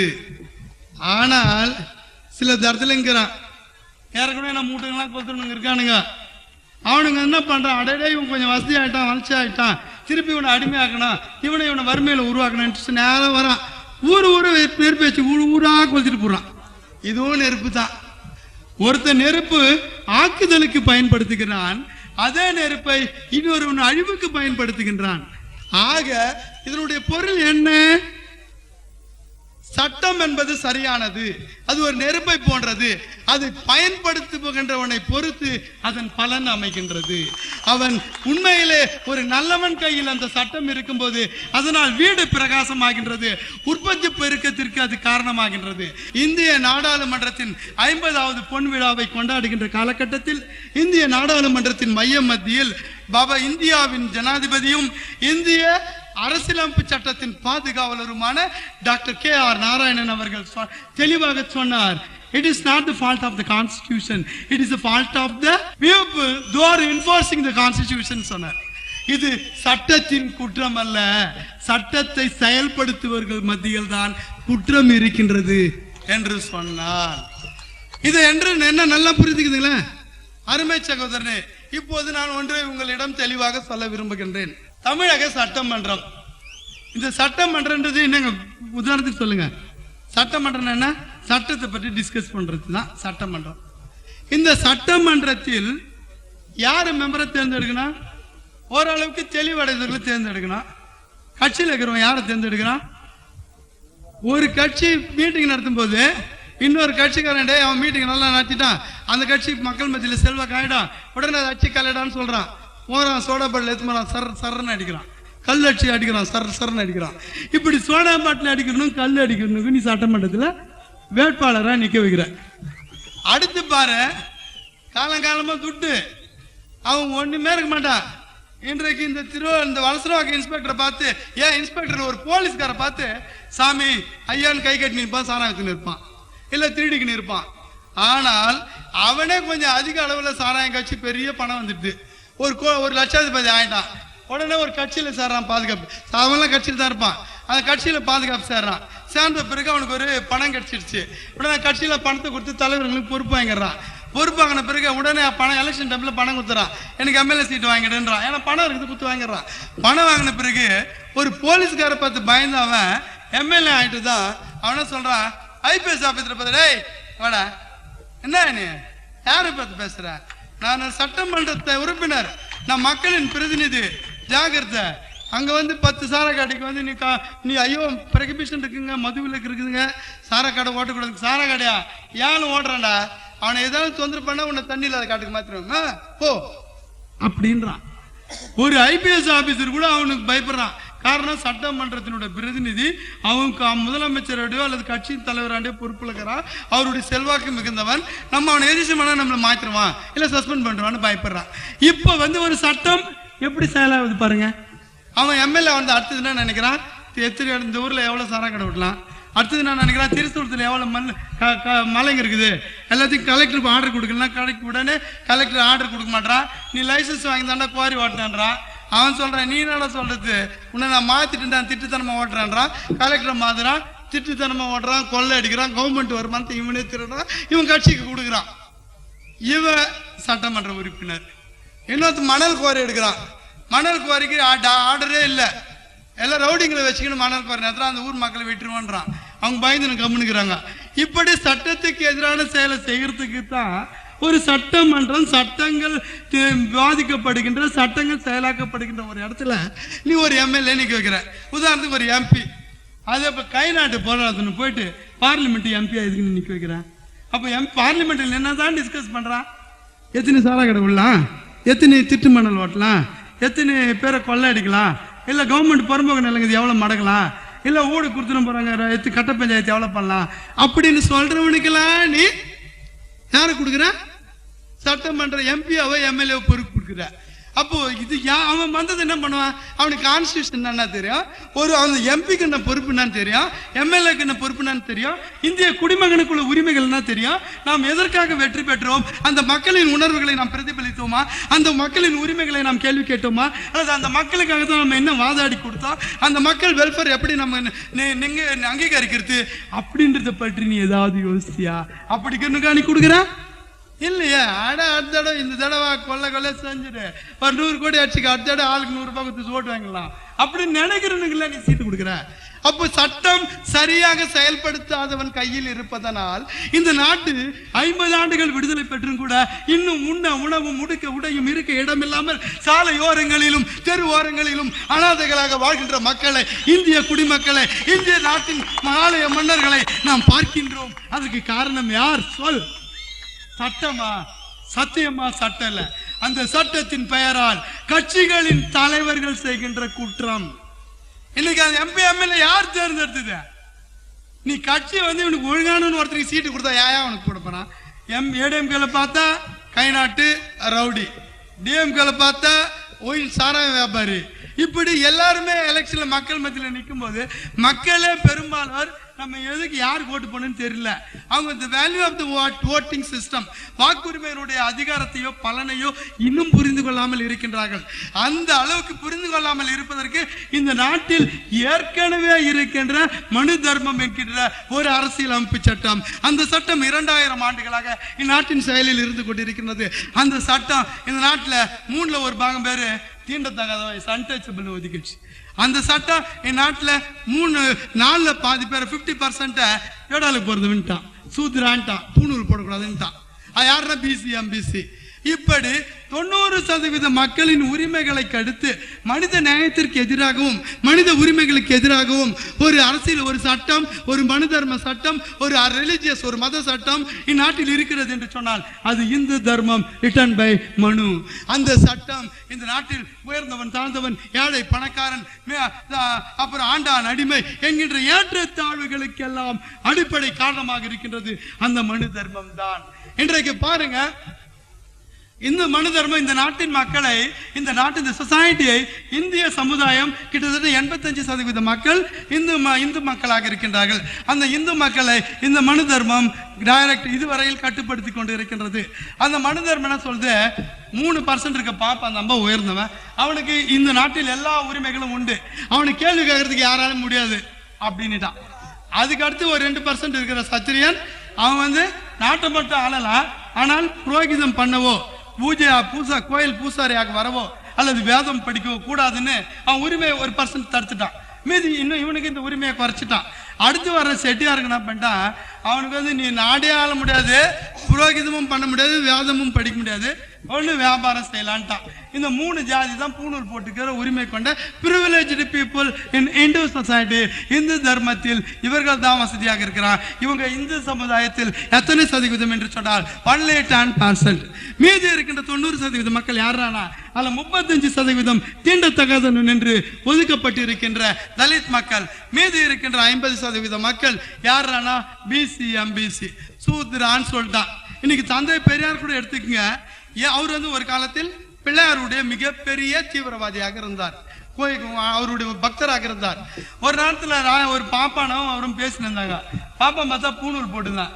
என்னன்னா நீ மட்டும் பூணூல் போட்டுங்கிற, எனக்கு பூணூல் போடலேன்னு கேட்குறாங்க.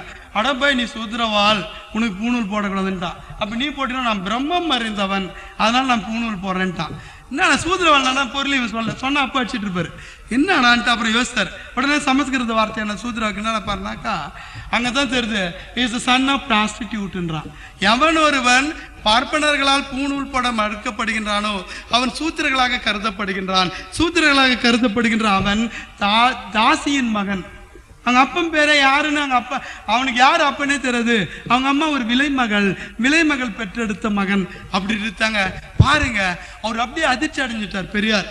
என் தாய் கற்புக்கு அரசி, என்னை பெற்றெடுத்த தாய் தான் எனக்கு கடவுள், ஆனால் நான் வணங்குகின்ற கடவுளோ என் தாயை தேட இருந்துங்க, அந்த மதம் தேவைங்க. அதனால உனக்கு மானம் இல்லையா, உனக்கு ரோசம் இல்லையா, உனக்கு சூடு சொல்றேன் இல்லையான்னு கேட்கிறான். இன்றைக்கு அப்படி தாசியின் மகன் என்று இந்து தர்மத்தால் கருதப்படுற யார் தெரியுமா, பூணூல் போடுறது அனைத்து இந்துக்களும். இன்றைக்கு தேவர் சகோதரன் பூணூல் போறதில்ல, அவன் தாசியின் மகன். இன்றைக்கு நாயுடு சகோதரன் பூணூல் போடுறதில்ல, அவன் தாசியின் மகன். இன்றைக்கு யாதவ சகோதரன் பூணூல் போறதில்ல, அவன் தாசியின் மகன். இன்றைக்கு முதலியார் சகோதரன் பூணூல் போறதில்ல, அவன் தாசியின் மகன். இன்றைக்கு நாடார் சகோதரன் பூணூல் போறதில்ல, அவன் தாசியின் மகன். இன்றைக்கு வன்னியர் சகோதரன் பூணூல் போறதில்ல, அவன் தாசியின் மகன். அப்ப இவனுக்கு இன்னும் சில உரிமைகள், இவன் படிக்க கூடாது, இவன் எழுதக்கூடாது, இவன் சொத்து சேர்க்க கூடாது, இவனோட இந்த பிசி பெண்களும் எம்பிசி பெண்களும் முட்டிக்கு கீழ் சேலை கட்டக்கூடாது, ஜாக்கெட் போடக்கூடாது, எழுத படிக்க தெரிஞ்சுக்கூடாதுன்ட்டான். அப்படி தப்பி தவறி ஒருத்தன் எழுத படிக்க தெரிஞ்சுக்கினாக்கா அவன் கட்ட விரலை வெட்டிவிட வேண்டும். அப்போதுதான் அவன் எழுதிய அந்த கருத்தை மற்றவர்கள் தெரிந்து கொண்ட அதை மற்றவர்களுக்கு எழுதி தெரிவிக்காமல் தடுக்க முடியும். ஒருவன் வேதத்தை கற்றுக்கொள்ளக்கூடாது, அவன் படிக்க தெரிந்து கொள்ளக்கூடாது, அப்படி பெருந்துவிட்டால் அவனுக்கு தண்டனை கொடுக்கிறான், அவன் நாக்க வெட்டினான். அப்பதான் அவன் அறிந்த வேதத்தை மற்றவர்கள் புரிந்து கொள்ளாமல் தடுப்பதற்கு இந்த தண்டனை. அதான் மனு தர்ம இஸ் எஃபெக்ட். பட் வேற என்ன சண்டை? ஆனால் இது போன்ற கொடுமைகளை மாற்றி அமைத்து அதே நேரத்தில் எஸ்சி மக்களுக்கு சொத்தும் சேர்க்கக்கூடாது, படிக்கவும் கூடாதுன்றதால ஒருவன் முன்னேற்றத்திற்கு 2 கண்கள், ஒன்று சொத்து, இன்னொன்று கல்வி, அந்த 2 கண்ணையும் குருடாயிட்டாங்க. எஸ்சி மக்களுக்கு 2 கண்ணுமே கிடையாது. குருடர்கள். இன்றைக்கு குருடர்களாக வாழ்ந்து கொண்டிருக்கிற அந்த மக்களை ஏமாற்றி பிழைத்துக் கொண்டிருப்பவர்கள் தான் மற்றவர்கள் பார்ப்பனிய தர்மத்தை கடைபிடிப்பவர்கள். ஆனால் இன்னைக்கு மற்ற இடத்துல கோயில திருவிழா செய்யறான், நானும் இந்து தான் மற்றவங்களும் இந்து தான், திருவிழாவில் கலந்து கூடாதுன்னு எந்த பாப்பனும் சொல்ல. ஆனால் பிசி மக்கள் தான் சொல்றாங்க. காரணம் அவர்கள் அறியாமல் இன்னும் இருந்து கொண்டிருக்கின்றார்கள். 1000 பெரியார் தோன்றினால் கூட அவர்களுடைய அறியாமை இன்னும் மாற்ற முடியாது. அதே நேரத்தில் இந்த சூழ்நிலையெல்லாம் பார்த்துதான் பாபாசாஹேப் அம்பேத்கர் பார்த்தார்.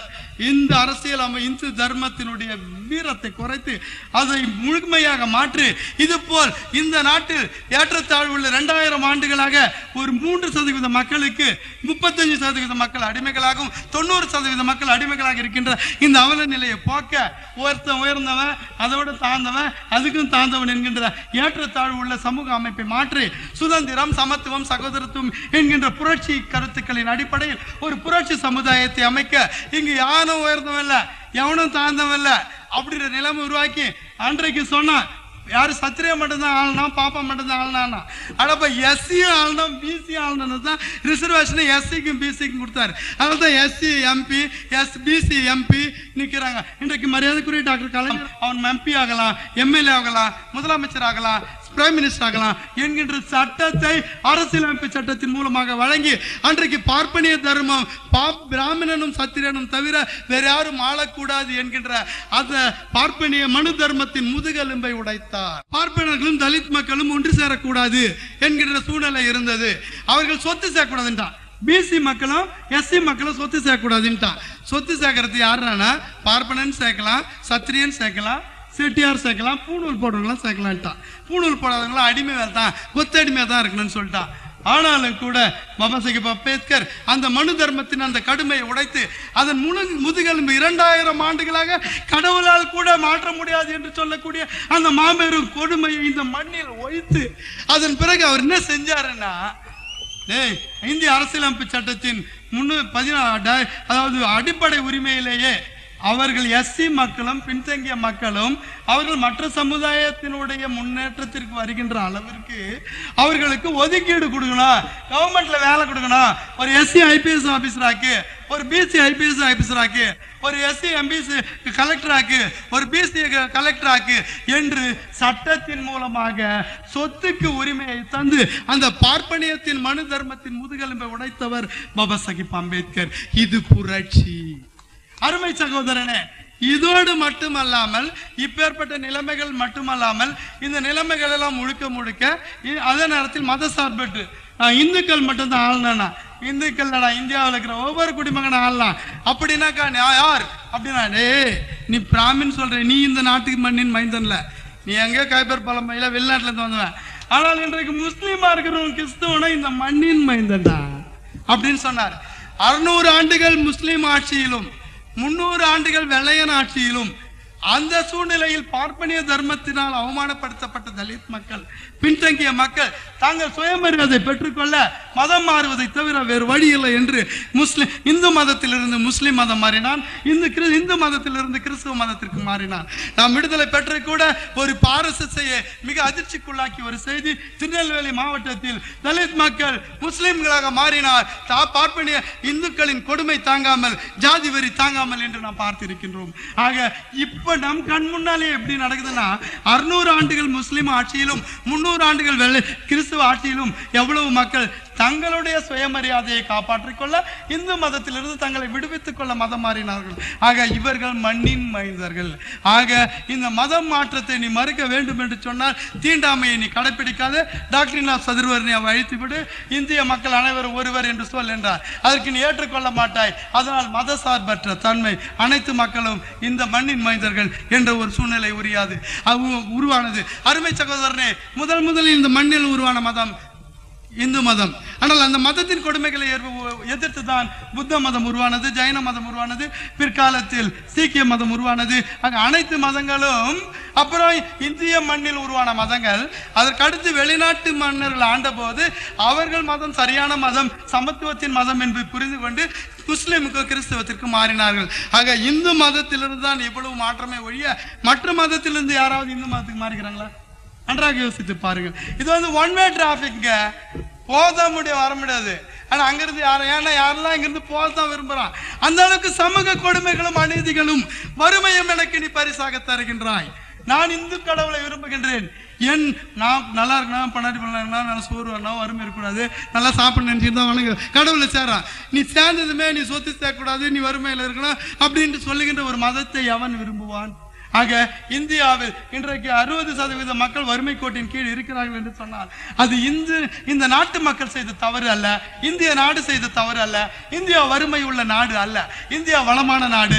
India is rich but Indians are poor.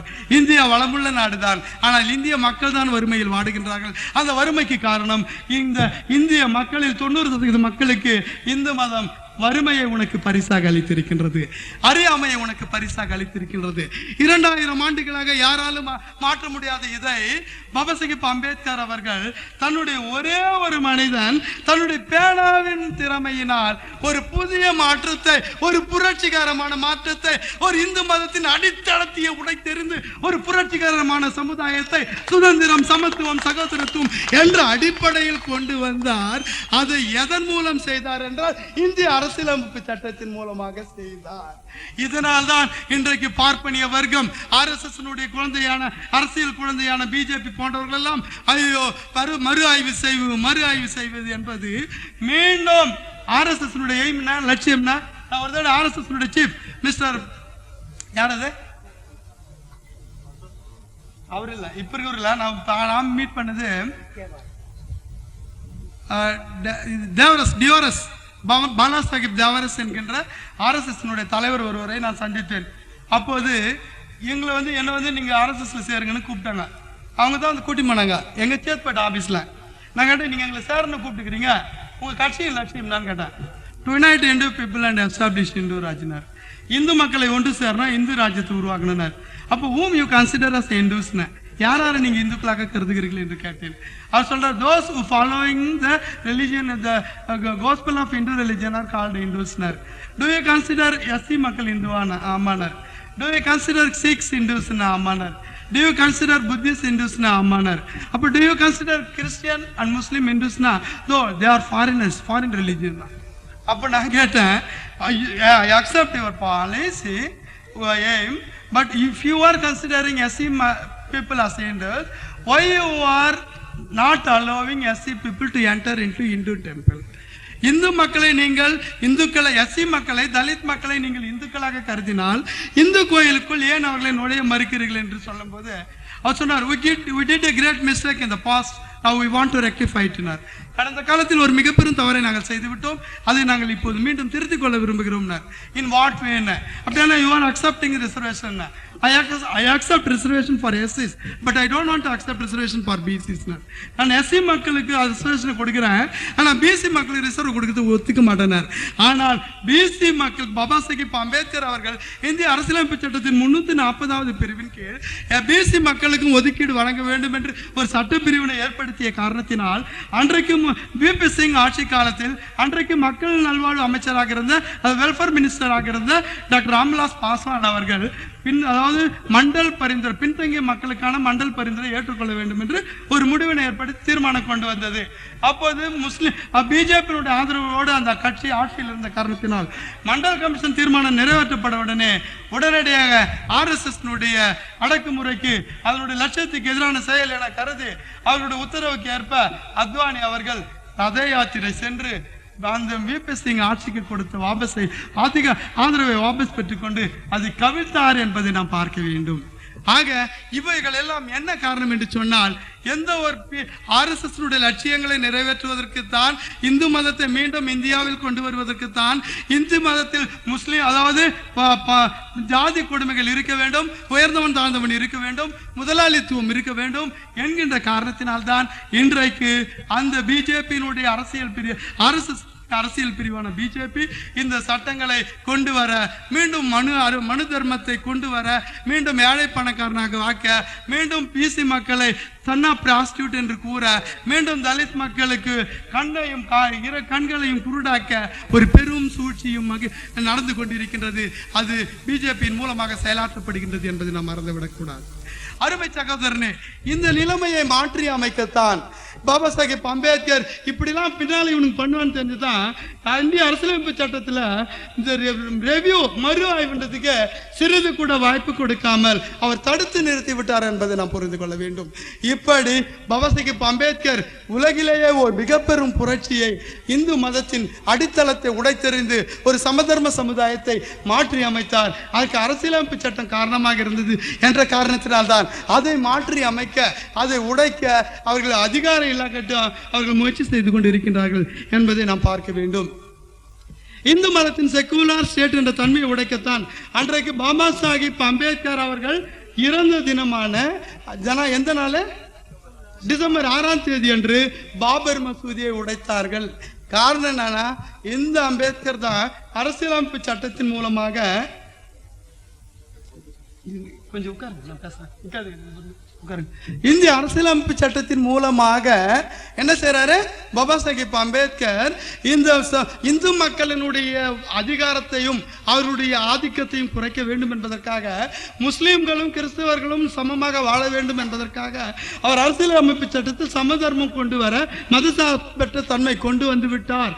அவர் அன்றைக்கு பார்ப்பனர்களுடைய எதிர்ப்பும் RSS எதிர்ப்பும் அவரிடம் பலிக்கவில்லை. அதனால்தான் அதை பழி வாங்குவதற்காக அந்த டிசம்பர் அவருடைய நினைவு நாளில் அவருக்கு அவமானத்தை ஏற்படுத்தும் நோக்கத்தோடு அன்றைக்கு முஸ்லிம்களினுடைய பாபர் மசூதியை அவர்கள் உடைத்து இந்தியாவின் சமதர்மத்திற்கு வேட்டு வைத்தார்கள், இந்திய அரசியலமைப்பு சட்டத்திற்கு வேட்டு வைத்தார்கள், இந்திய மதசார்பற்ற தன்மைக்கும் இந்தியாவினுடைய மக்களாட்சி தத்துவத்திற்கும் வேட்டு வைத்தார்கள் என்பதை நாம் புரிந்து கொள்ள வேண்டும்.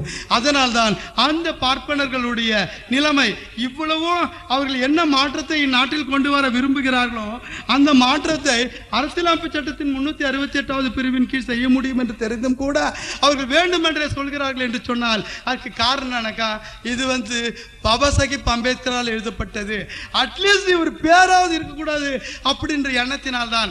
ஆனால் இன்றைக்கு சொல்லுகின்றோம், பாபா சாஹேப் அம்பேத்கர் நாளைக்கு இப்பேற்பட்ட சூழ்நிலைகள் உருவாகும் என்ற காரணத்தினால் தான். அவர் என்ன சொன்னார்னா, ரொம்ப தெளிவா சொன்னார், நான் பெரும் கடினங்கள் எவ்வளவோ கஷ்டப்பட்டு என் விலா எலும்புகளை எல்லாம் உடைத்து பல சொல்ல முடியாத துன்பங்களை எல்லாம் அனுபவித்து with great difficulty I have brought this caravan what it is seen today.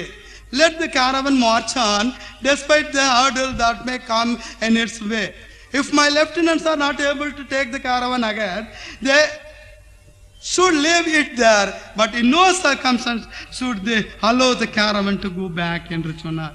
தயவு செய்து என்னுடைய மக்களே, நான் எவ்வளவோ கட்டப்பட்டு துன்பப்பட்டு இந்த மக்கள், தலித் மக்கள், பின்தங்கிய மக்கள் உரிமை என்ற தேரினை கொண்டு வந்திருக்கின்றேன்.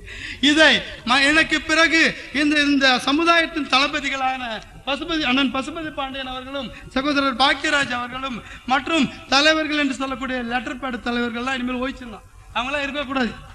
மற்றவர்களும் சேர்ந்து கொண்டு நீங்கள் இந்த தேரினை இழுத்து செல்லுங்கள். ஆனால் உங்களால் மேலும் தொடர்ந்து இழுத்துமாக விட்டா கூட பரவாயில்ல, புரட்சி பாரதமும் இந்த சொல்றேன். ஆனால் எந்த சூழ்நிலையிலும் இதை பின்னோக்கி செல்லாமல் நீங்கள் பார்த்துக் கொள்ளுங்கள் என்று சொல்லி இருக்கின்றார். ஆனால் இன்றைக்கு பிஜேபி அரசு இதை பின்னோக்கி தள்ளுகின்ற முயற்சியில் தீவிரமாக இறக்கி இருக்கின்றது. அப்பதான் அப்படி இருக்கும் என்ற சூழ்நிலையால் தான் அவர் ரொம்ப தெளிவா சொல்லுகிறாரு, இது ஒரு போர். இன்றைக்கு அரசியலமைப்பு சட்ட மறுவாய்வு என்பது தலித் மக்களுக்கும் பின்தங்கிய மக்களுக்கும் பிஜேபி அமைப்பு விடுத்திருக்கின்ற ஒரு போர். இந்த போரில் வெற்றி, அதாவது சாவா வாழ்வா என்பதை பற்றி கவலை இல்லை. ஆனால் நீ அந்த போரை வென்றெடுத்து நாளைய தலித் சமுதாயமும் பின்தங்கிய சமுதாயமும் நலமுடன் வாழ, சிறப்புடன் வாழ அந்த தேரினை தொடர்ந்து இழுத்து செல்ல எந்த தியாகத்தையும் நாம் செய்ய தயாராக இருக்க வேண்டும் என்று அவர் தெளிவாக சொல்லி இருக்கின்றார். அதனால்தான் இரண்டாவது, இவனுங்களுக்கு அறிவில்லை. இன்றைக்கு பிஜேபி அரசுக்கு அறிவில்லைன்னு சொல்ல அவனுக்கு சூழ்ச்சிக்காரனுங்க. ஆனால் சொல்றாரு, அருமை சகோதரர்களே, it is easy to give. அதாவது இன்றைக்கு அதிகாரத்தில் இருக்கின்ற நம் சகோதரர்கள் தெளிவில்லாம இருக்காங்க. கட்சியில் இருக்கிறவங்க இதனுடைய உண்மை நிலைமையை புரிந்து கொள்ளாம இருக்கிறாங்க. இந்த மற்ற அரசியல் கட்சி தலைவர்களும் இது தயவுசெய்து இதனுடைய உண்மையான நிலைமை, யதார்த்த நிலைமையை நீங்கள் புரிந்து கொள்ளுங்கள் என்று உங்களை பணிவுடன் கேட்டுக்கொள்கின்றேன். ஆனால் ஒரு எட்மண்ட் பர்க் என்ற ஒரு ஆங்கில அறிஞர் சொன்னார், it is easy to give power but it is difficult to give wisdom சொன்னார். எல்லாருக்கும் அதிகாரம் கொடுக்கிறது ஈஸி, ஆனால் அறிவு கொடுக்கிறது ரொம்ப கஷ்டம். It is easy to give power but it is difficult to give wisdom. ஆனால் அறிவு அதிகாரத்தை உங்ககிட்ட கொடுத்துட்டாங்க. தயவு செய்து அறிவோடு இதை செயல்படுத்துங்கள். நாளைய இந்த இந்திய சமுதாயம் அழிக்கப்படக்கூடாது என்றால் பின்தங்கிய மக்களும் தலித் மக்களும் மிக சிறுபான்மை மக்களும் சுதந்திரமோடு வாழ வேண்டும் என்று சொன்னால் எந்த சூழ்நிலையிலும் இதை ஒட்டுமொத்தமாக நீங்கள் தடுத்து நிறுத்துங்கள். அதை விட்டுட்டு பிஜேபி நம்ம கோச்சிக்குவான், இல்லை டிஸ்மிஸ் பண்ணிடுவான், இல்லை அவன் நம்ம கொடுக்குற அந்த கோடி நின்று போயிடும், இல்லை நாளைக்கு 2 மந்திரி எடுத்துருவான், இந்த மந்திரி தான் நமக்கு நிறைய பணம் வருது, இந்த அமைச்சர் மூலம் தான் நம்ம பெட்ரோலியம் மந்திரியா கிட்டத்தட்ட 10,000 கோடி சம்பாதிக்கலாம், இது நம்ம கொடுத்துக்கிறாரு, இவரை போய் எதிர்ச்சிக்கலாம் என்று நீங்கள் நினைப்பார்களே, ஆனால் நீங்கள் மிக பெரும் துரோகிகள் என்பதை, மக்களுக்கு எதிரிகள் என்பதை நீங்கள் மறந்து விடாதீர்கள். அதனால தான் நான் என்ன சொல்றேன்னா, அதாவது இப்போ ஒரு போர் தான் இது போர். அதனால சொல்றேன்னா, war cannot be abolished by merely refusing to fight when attacked. ஒருத்தர் சண்டைக்கு வரான்னு சொல்லுங்களேன், அது சண்டைக்கு வரும், ஐயோ நான் உங்களை சண்டை போட விரும்பல, நம்ம அமைதியா இருக்கலாம் சொல்லிட்டு அடிக்க வரவனை பார்த்துட்டு பயந்து இருப்பதன் மூலமாக சண்டையை ஒழிக்க முடியாது. ஆனால் ஒரு வழியில் இது ஒரு மிகப்பெரிய தவறு. என்ன தவறுன்னு சொன்னாக்கா, அதாவது கோழைத்தனம். என்ன, அதாவது அமைதி இருக்க வேண்டும் என்பதற்காக நம் மீது தொடுக்கப்பட்ட போரை பார்த்து நாம் பயப்படக்கூடாது. அதான் piece applying to surrender to forces of violence was no peace. அதாவது அதிக அராஜக போர்வழிகளுக்கு பயந்து நம்ம அமைதியாக இருந்து அதன் மூலம் கிடைக்கின்ற அமைதி சரியான அமைதி அல்ல. It was an act of suicide. இது தற்கொலைக்கு சமம். And a sacrifice of all that was noble and necessary for maintaining a worthy human life to the forces of savagery and barbarism என்று சொன்னார். ஒரு மிக புனிதமான வாழ்க்கையை, ஒரு மிக புனிதமான வாழ்க்கையை நம்ம ரவுடிஸ்டுக்கும் ஒரு அந்த காலத்துல இருக்கிற சேவேஜரி சொன்ன அந்த திடீர் அட்டாக் பண்ற அந்த வேட்டைக்காரர்கள் போன்றவர்களுக்கும் கொடுமைக்காரர்களுக்கும் கலகக்காரர்களுக்கும் நம் உரிமைகளை அடகு வைத்து விடுவது போல இது இருக்கின்றது அப்படின்னு சொன்னார். இப்ப பாருங்க, ஒருத்தன் ஊர்ல ஒரு ரவுடிக்கிறான், அவனை பார்த்து நீ பயந்துன்னு வச்சுக்க சார், உடனே என்ன பண்ணாடே எங்க வேணான்னுவான், 1 லட்சம் கொடுறான், 10,000 கேட்பான், கொடுப்பேன். ஒரு 2 மாசம் பொறுத்தான் எங்க வேணான்னுவான், 1 லட்சம் ரூபாய் கொடுறான்னு கொடுப்பேன். அடுத்த தடவை வருவான், நீங்க வேணாம் உன் பொண்டாட்டி கொடுறானுவேன், குத்துருவியா? இது போல ரவுடிசத்துக்கோ அராஜகத்துக்கோ பயந்து ஐயோ அவன் வெட்டுப்பாரா, நமக்கு எதுக்கு பிரச்சனை, நம்ம அமைதியா இருக்கலாம்னு நினைச்சு உன்னை கேட்டாக்கா நீ உன் சொத்தையும் கொடுக்கணும், உன் பொண்டாட்டியும் கொடுக்கணும், வேற வழியில. இப்பேற்பட்ட ஒரு வாழ்க்கையா?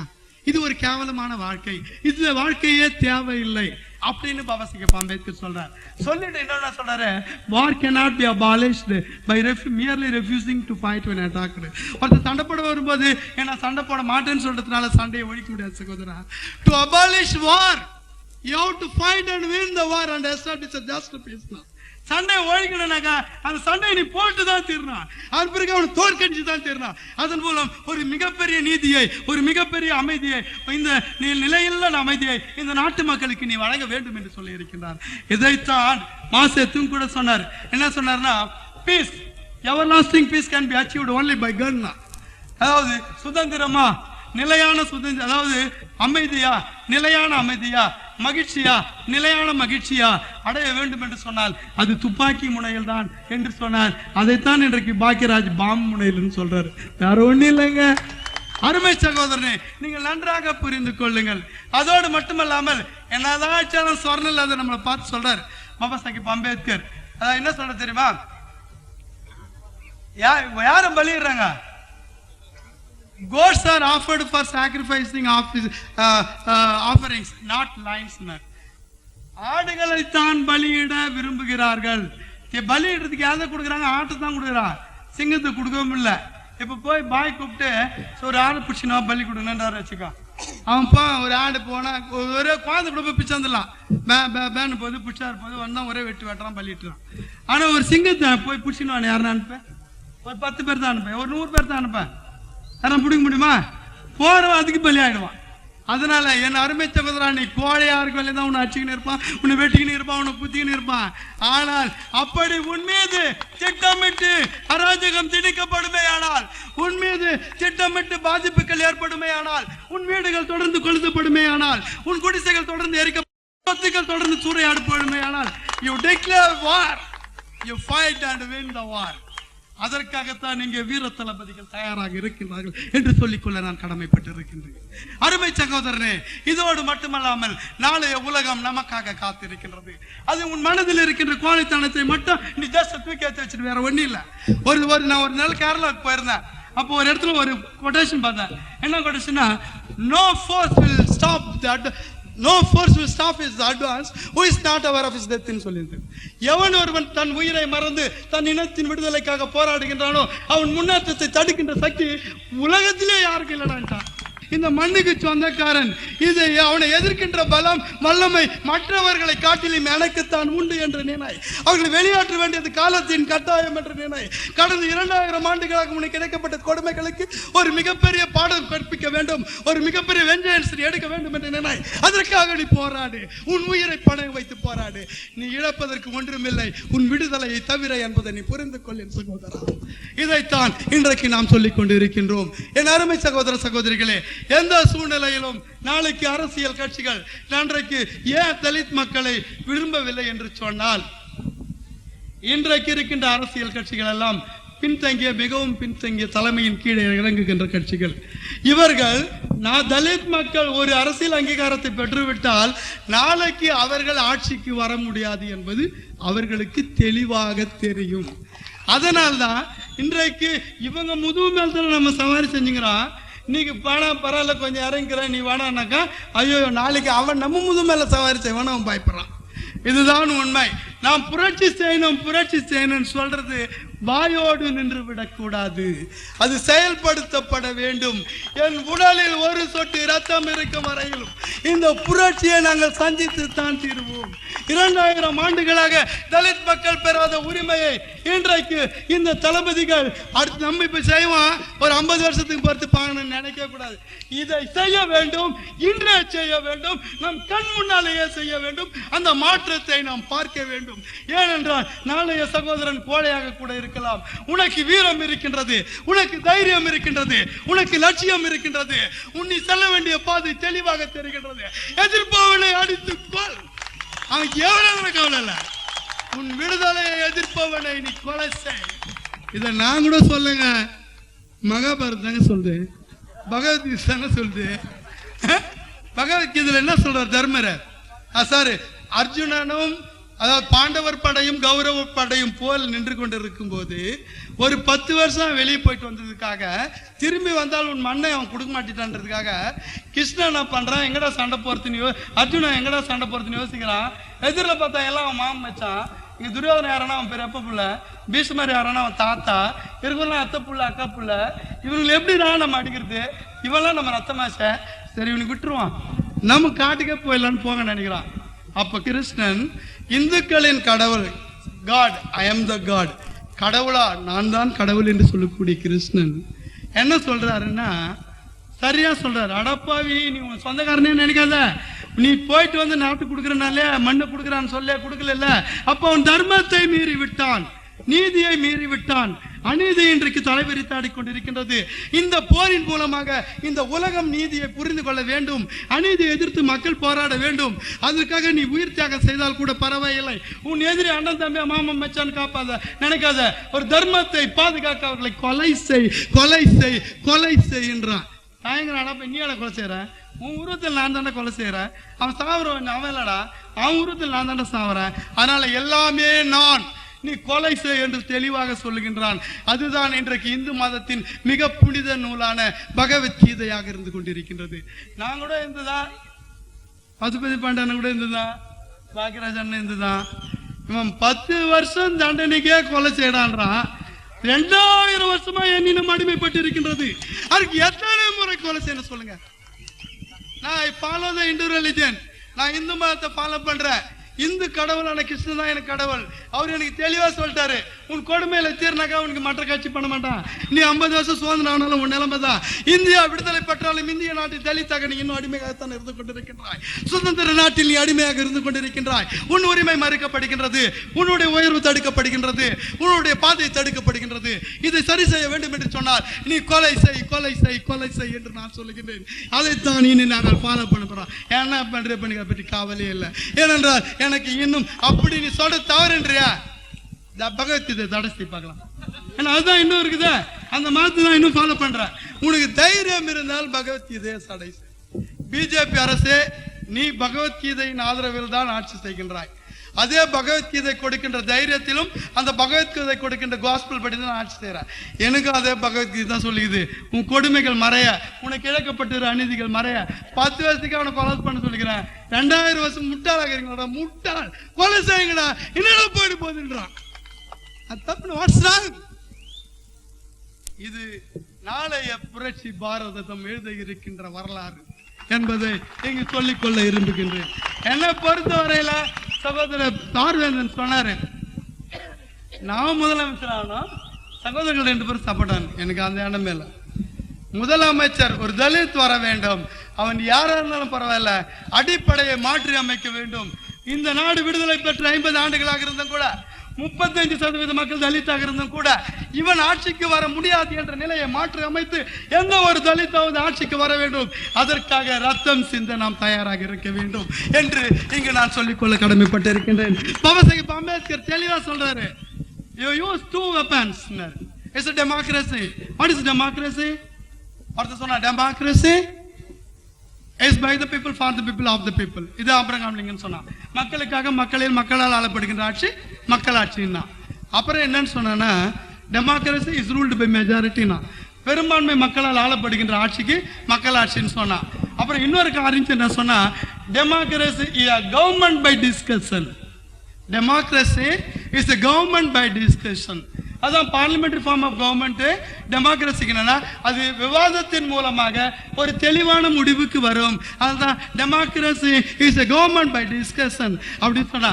பாபாசாஹேப் அம்பேத்கர் என்ன திரும்ப சொன்னாரு, democracy is a form and method of government whereby revolutionary changes in social and economic field brought about without any bloodshed.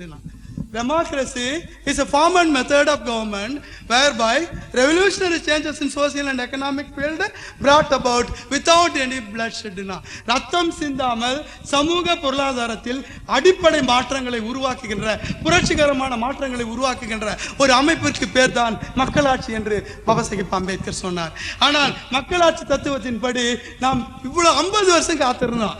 13 பொது தேர்தலை மீட் பண்ணிட்டான், பல ஜாதி தலைவர்கள் வந்துட்டான், பல கட்சி ஆட்சிக்கு வந்துட்டான்.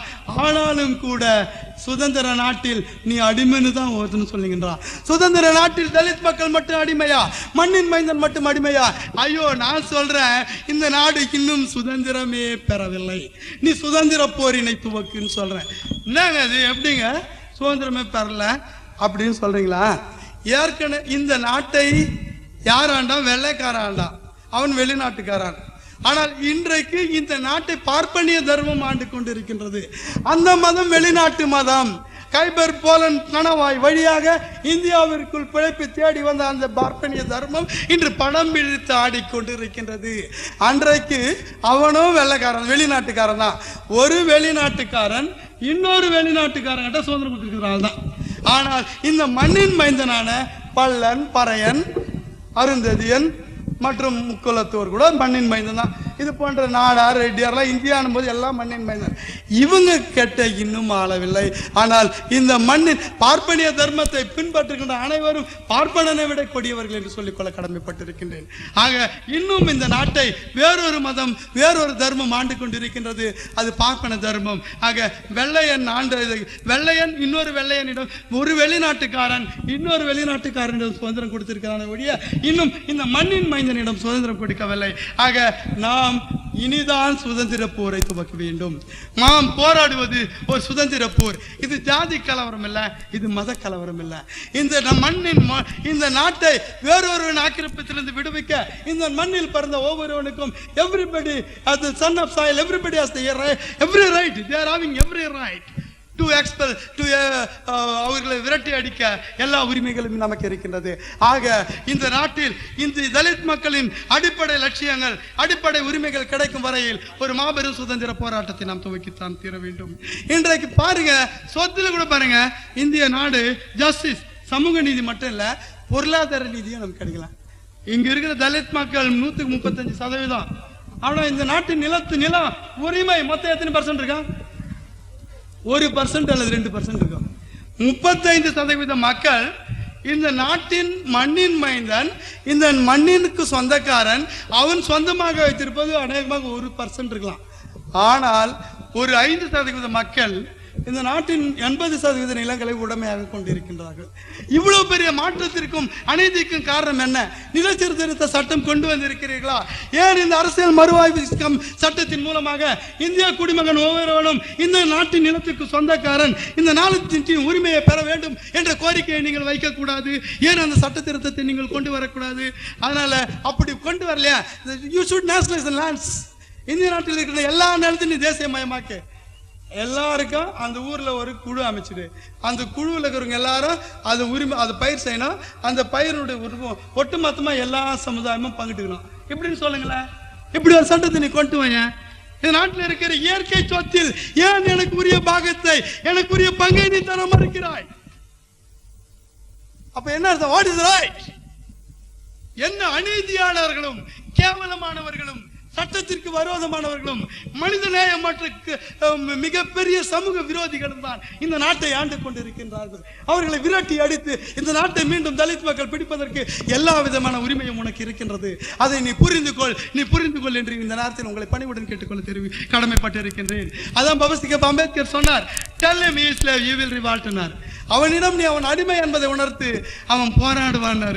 இன்னும் கூட நம்ம யார் என்பதை நம் மக்கள் புரிந்து கொள்ளவில்லை. அது வேதனைக்குரிய விஷயமாக இருக்கின்றது. அதை புரிய வைக்குவது உன் கடமை.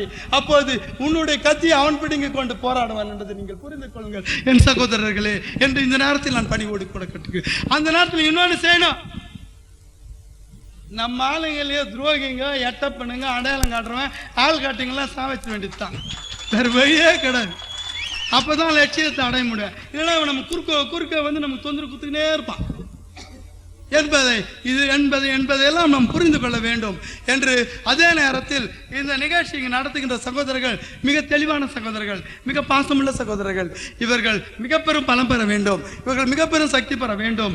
இவர்கள் இன்றைக்கு இந்த அவசரமாக்கம் என்ற இடத்தில் இன்றைக்கு மூட்டி இருக்கின்ற நெருப்பு அருமை சகோதரர் பசுபதி பாண்டியன் அவர்கள் கையாலும், அருமை சகோதரர் தாத்தை பாக்கியராஜ் அவர்கள் கையாலும் இன்றைக்கு மூட்டி இருக்கின்ற நெருப்பு நாளைக்கு அநீதிகளும் கொடுமைகளும் அழிக்கப்பட வேண்டும், சமத்துவம் வளர வேண்டும், சமதர்மம் வளர வேண்டும், ஏழை பணக்காரர் என்ற நிலைமை ஒழிய வேண்டும், ஏண்டான் அடிமை என்ற நிலைமை ஒழிய வேண்டும் என்று நாம் புரிந்து கொள்ள வேண்டும். நாம் இழப்பதற்கு ஒன்றுமில்லை என்பதை மட்டும் நீங்கள் புரிந்து கொள்ளுங்கள். நான் படிக்கும்போது ஒருத்தர் எனக்கு எழுதினார். என்ன எழுதினார்? ஒரு ஆட்டோகிராஃப்ல கையெழுத்து போடுன்னு. அப்போ ஒருத்தர் எழுதினார். அவர் தூத்துக்குடிக்கார் தான். புரட்சி பூக்கள் பூக்கட்டுமே, குருதி பூக்கள் பூக்கட்டுமே, உன் கொடுமைகள் அது தீரட்டுமே. என்னது? குருதி பூக்கள் பூக்கட்டுமே, உன் கொடுமைகள் அது தீரட்டுமே. அதே போல இன்னொரு ஃப்ரெண்ட் எழுதிட்டாரு. அதாவது, கஷ்டப்படாமல் உழைத்தவன் குழந்தை கெடிலக்காரில் மிதக்கின்றது, இங்கே கல்லில் முள்ளில் கட்டாந்தரையில் கூலி கழுவரின் கை குழந்தை கதரை கரதிரி உரல்கின்றது. இந்த நிலைமையை நீ மாற்றுவாயா என்று அன்றைக்கு நான் பிஏ படிக்கும்போது ஒருத்தர் எழுதினார். ஆனால் அதை மனதில் கொண்டிருக்கின்றேன்.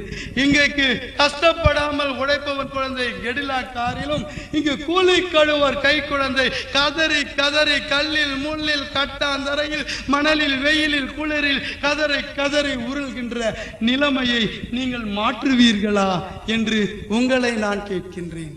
அருமை சகோதரனே, இதை விட்டா பார்ப்பனிய தர்மம் சொல்லுது, பல்லனுக்கு பாரு நீங்க சண்டை மூட்டி விட்டுரு, பல்லனுக்கு அருந்தது நீங்க சண்டை மூட்டி விட்டுரு. இவனுங்களும் ஒருத்தர் லட்சம் நம்ம கிட்ட வரப்பாரா? முதல்ல இவங்க கட்சி கட்டுக்கிட்டான், அதுக்கு சில கட்சிக்காரன் துட்டு கொடுக்குறான், அது நம்ம சமுதாயத்தில் இருக்கிற தலைவரை வாங்கி நம்மளும் சண்டை மூட்டி விட்டுக்கிறான். அவர்கள் அடையாளம் காட்டப்பட வேண்டும், மக்களால் அடையாளம் காட்டப்பட வேண்டும். இந்த அளவிற்கு இந்திய அரசியலமைப்பு சட்டம் மறுவாய்வு என்பது அதே நேரத்தில் இந்த சட்டம் தான் பெஸ்ட் கான்ஸ்டிடியூஷன் இந்த வேர்ல்டுன்னு சொல்லிட்டான். யாரு? குஜராத் சொன்னாரு. போன வாரம் கூட ஒரு டெல்லியில டாக்டர் நரிமன் என்கிற பெரிய கான்ஸ்டிடியூஷனல் எக்ஸ்பர்ட், அவரும் லா காலேஜ் ஸ்டூடெண்ட்டுங்களும் லா காலேஜ் ப்ரொஃபஸரும் சுப்ரீம் கோர்ட் பெரிய லாயர்ஸ்லாம் சேர்ந்து ஒரு பெரிய டிஸ்கஷன், ஒரு கருத்தாய்வு நடத்தி அதுல ஒன்று கண்டுபிடிச்சிருக்காங்க, உலகத்திலேயே the best constitution, the working constitution is the Indian constitution சொல்லிக்கிறான். அது மட்டும் இல்லாம குஜராத் சொல்லிக்கிறான், இதை விட ஒரு சிறந்த கான்ஸ்டிடியூஷனை யாராலையும் வாங்க எழுத முடியாதுன்னாரு. ஏன் ராஜாஜியே சொன்னாரு, அம்பேத்கர் இந்த கான்ஸ்டிடியூஷன் இஸ் தி மாடர்ன் மனுன்னாரு. ஒரு முனுசாமி பிள்ளைன்னு ஒருத்தர் எழுதினாரு, எங்க சமுதாயத்தை சேர்ந்த இவ்வளோ பெரிய கடவுள் ஒப்பற்ற பொக்கிஷத்தை இந்த நாட்டிற்கு தந்ததற்காக இந்த இனம் பெருமைப்படுகிறது என்று சொன்னார். இப்படி பெருமைகளுக்குரிய இந்த சட்டத்தை மாற்றுகின்ற முயற்சி என்பது பாபா சாஹிப் அம்பேத்கருக்கு கேவலத்தை உருவாக்க பிஜேபி எடுக்கின்ற ஒரு முயற்சியை தவிர, இந்த அதே நேரத்தில் மக்களுக்கு அநீதியும் வறுமையும் துரோகத்தையும் செய்ய வேண்டும் என்று நினைக்கின்ற பிஜேபியை தவிர வேறு எந்த ஒரு காரணமும் இருக்க முடியாது என்பதை இங்கே தெளிவாக சொல்லிக்கொண்டு இந்த அரிய வாய்ப்புக்கு நன்றி கூறிய அருமை சகோதரர், இந்த மாவீரன், இன்றைக்கு சென்னை நகரை நாளைக்கு போற்ற இருக்கின்ற என் பாசமிகு சகோதரன் வீர திருமகன் தர்மன் அவர்களுக்கும் நிறைந்த நன்றியை காணிக்கையாக்கி வாய்ப்புக்கு நன்றி கூறி முடித்துக் கொள்கின்றேன்.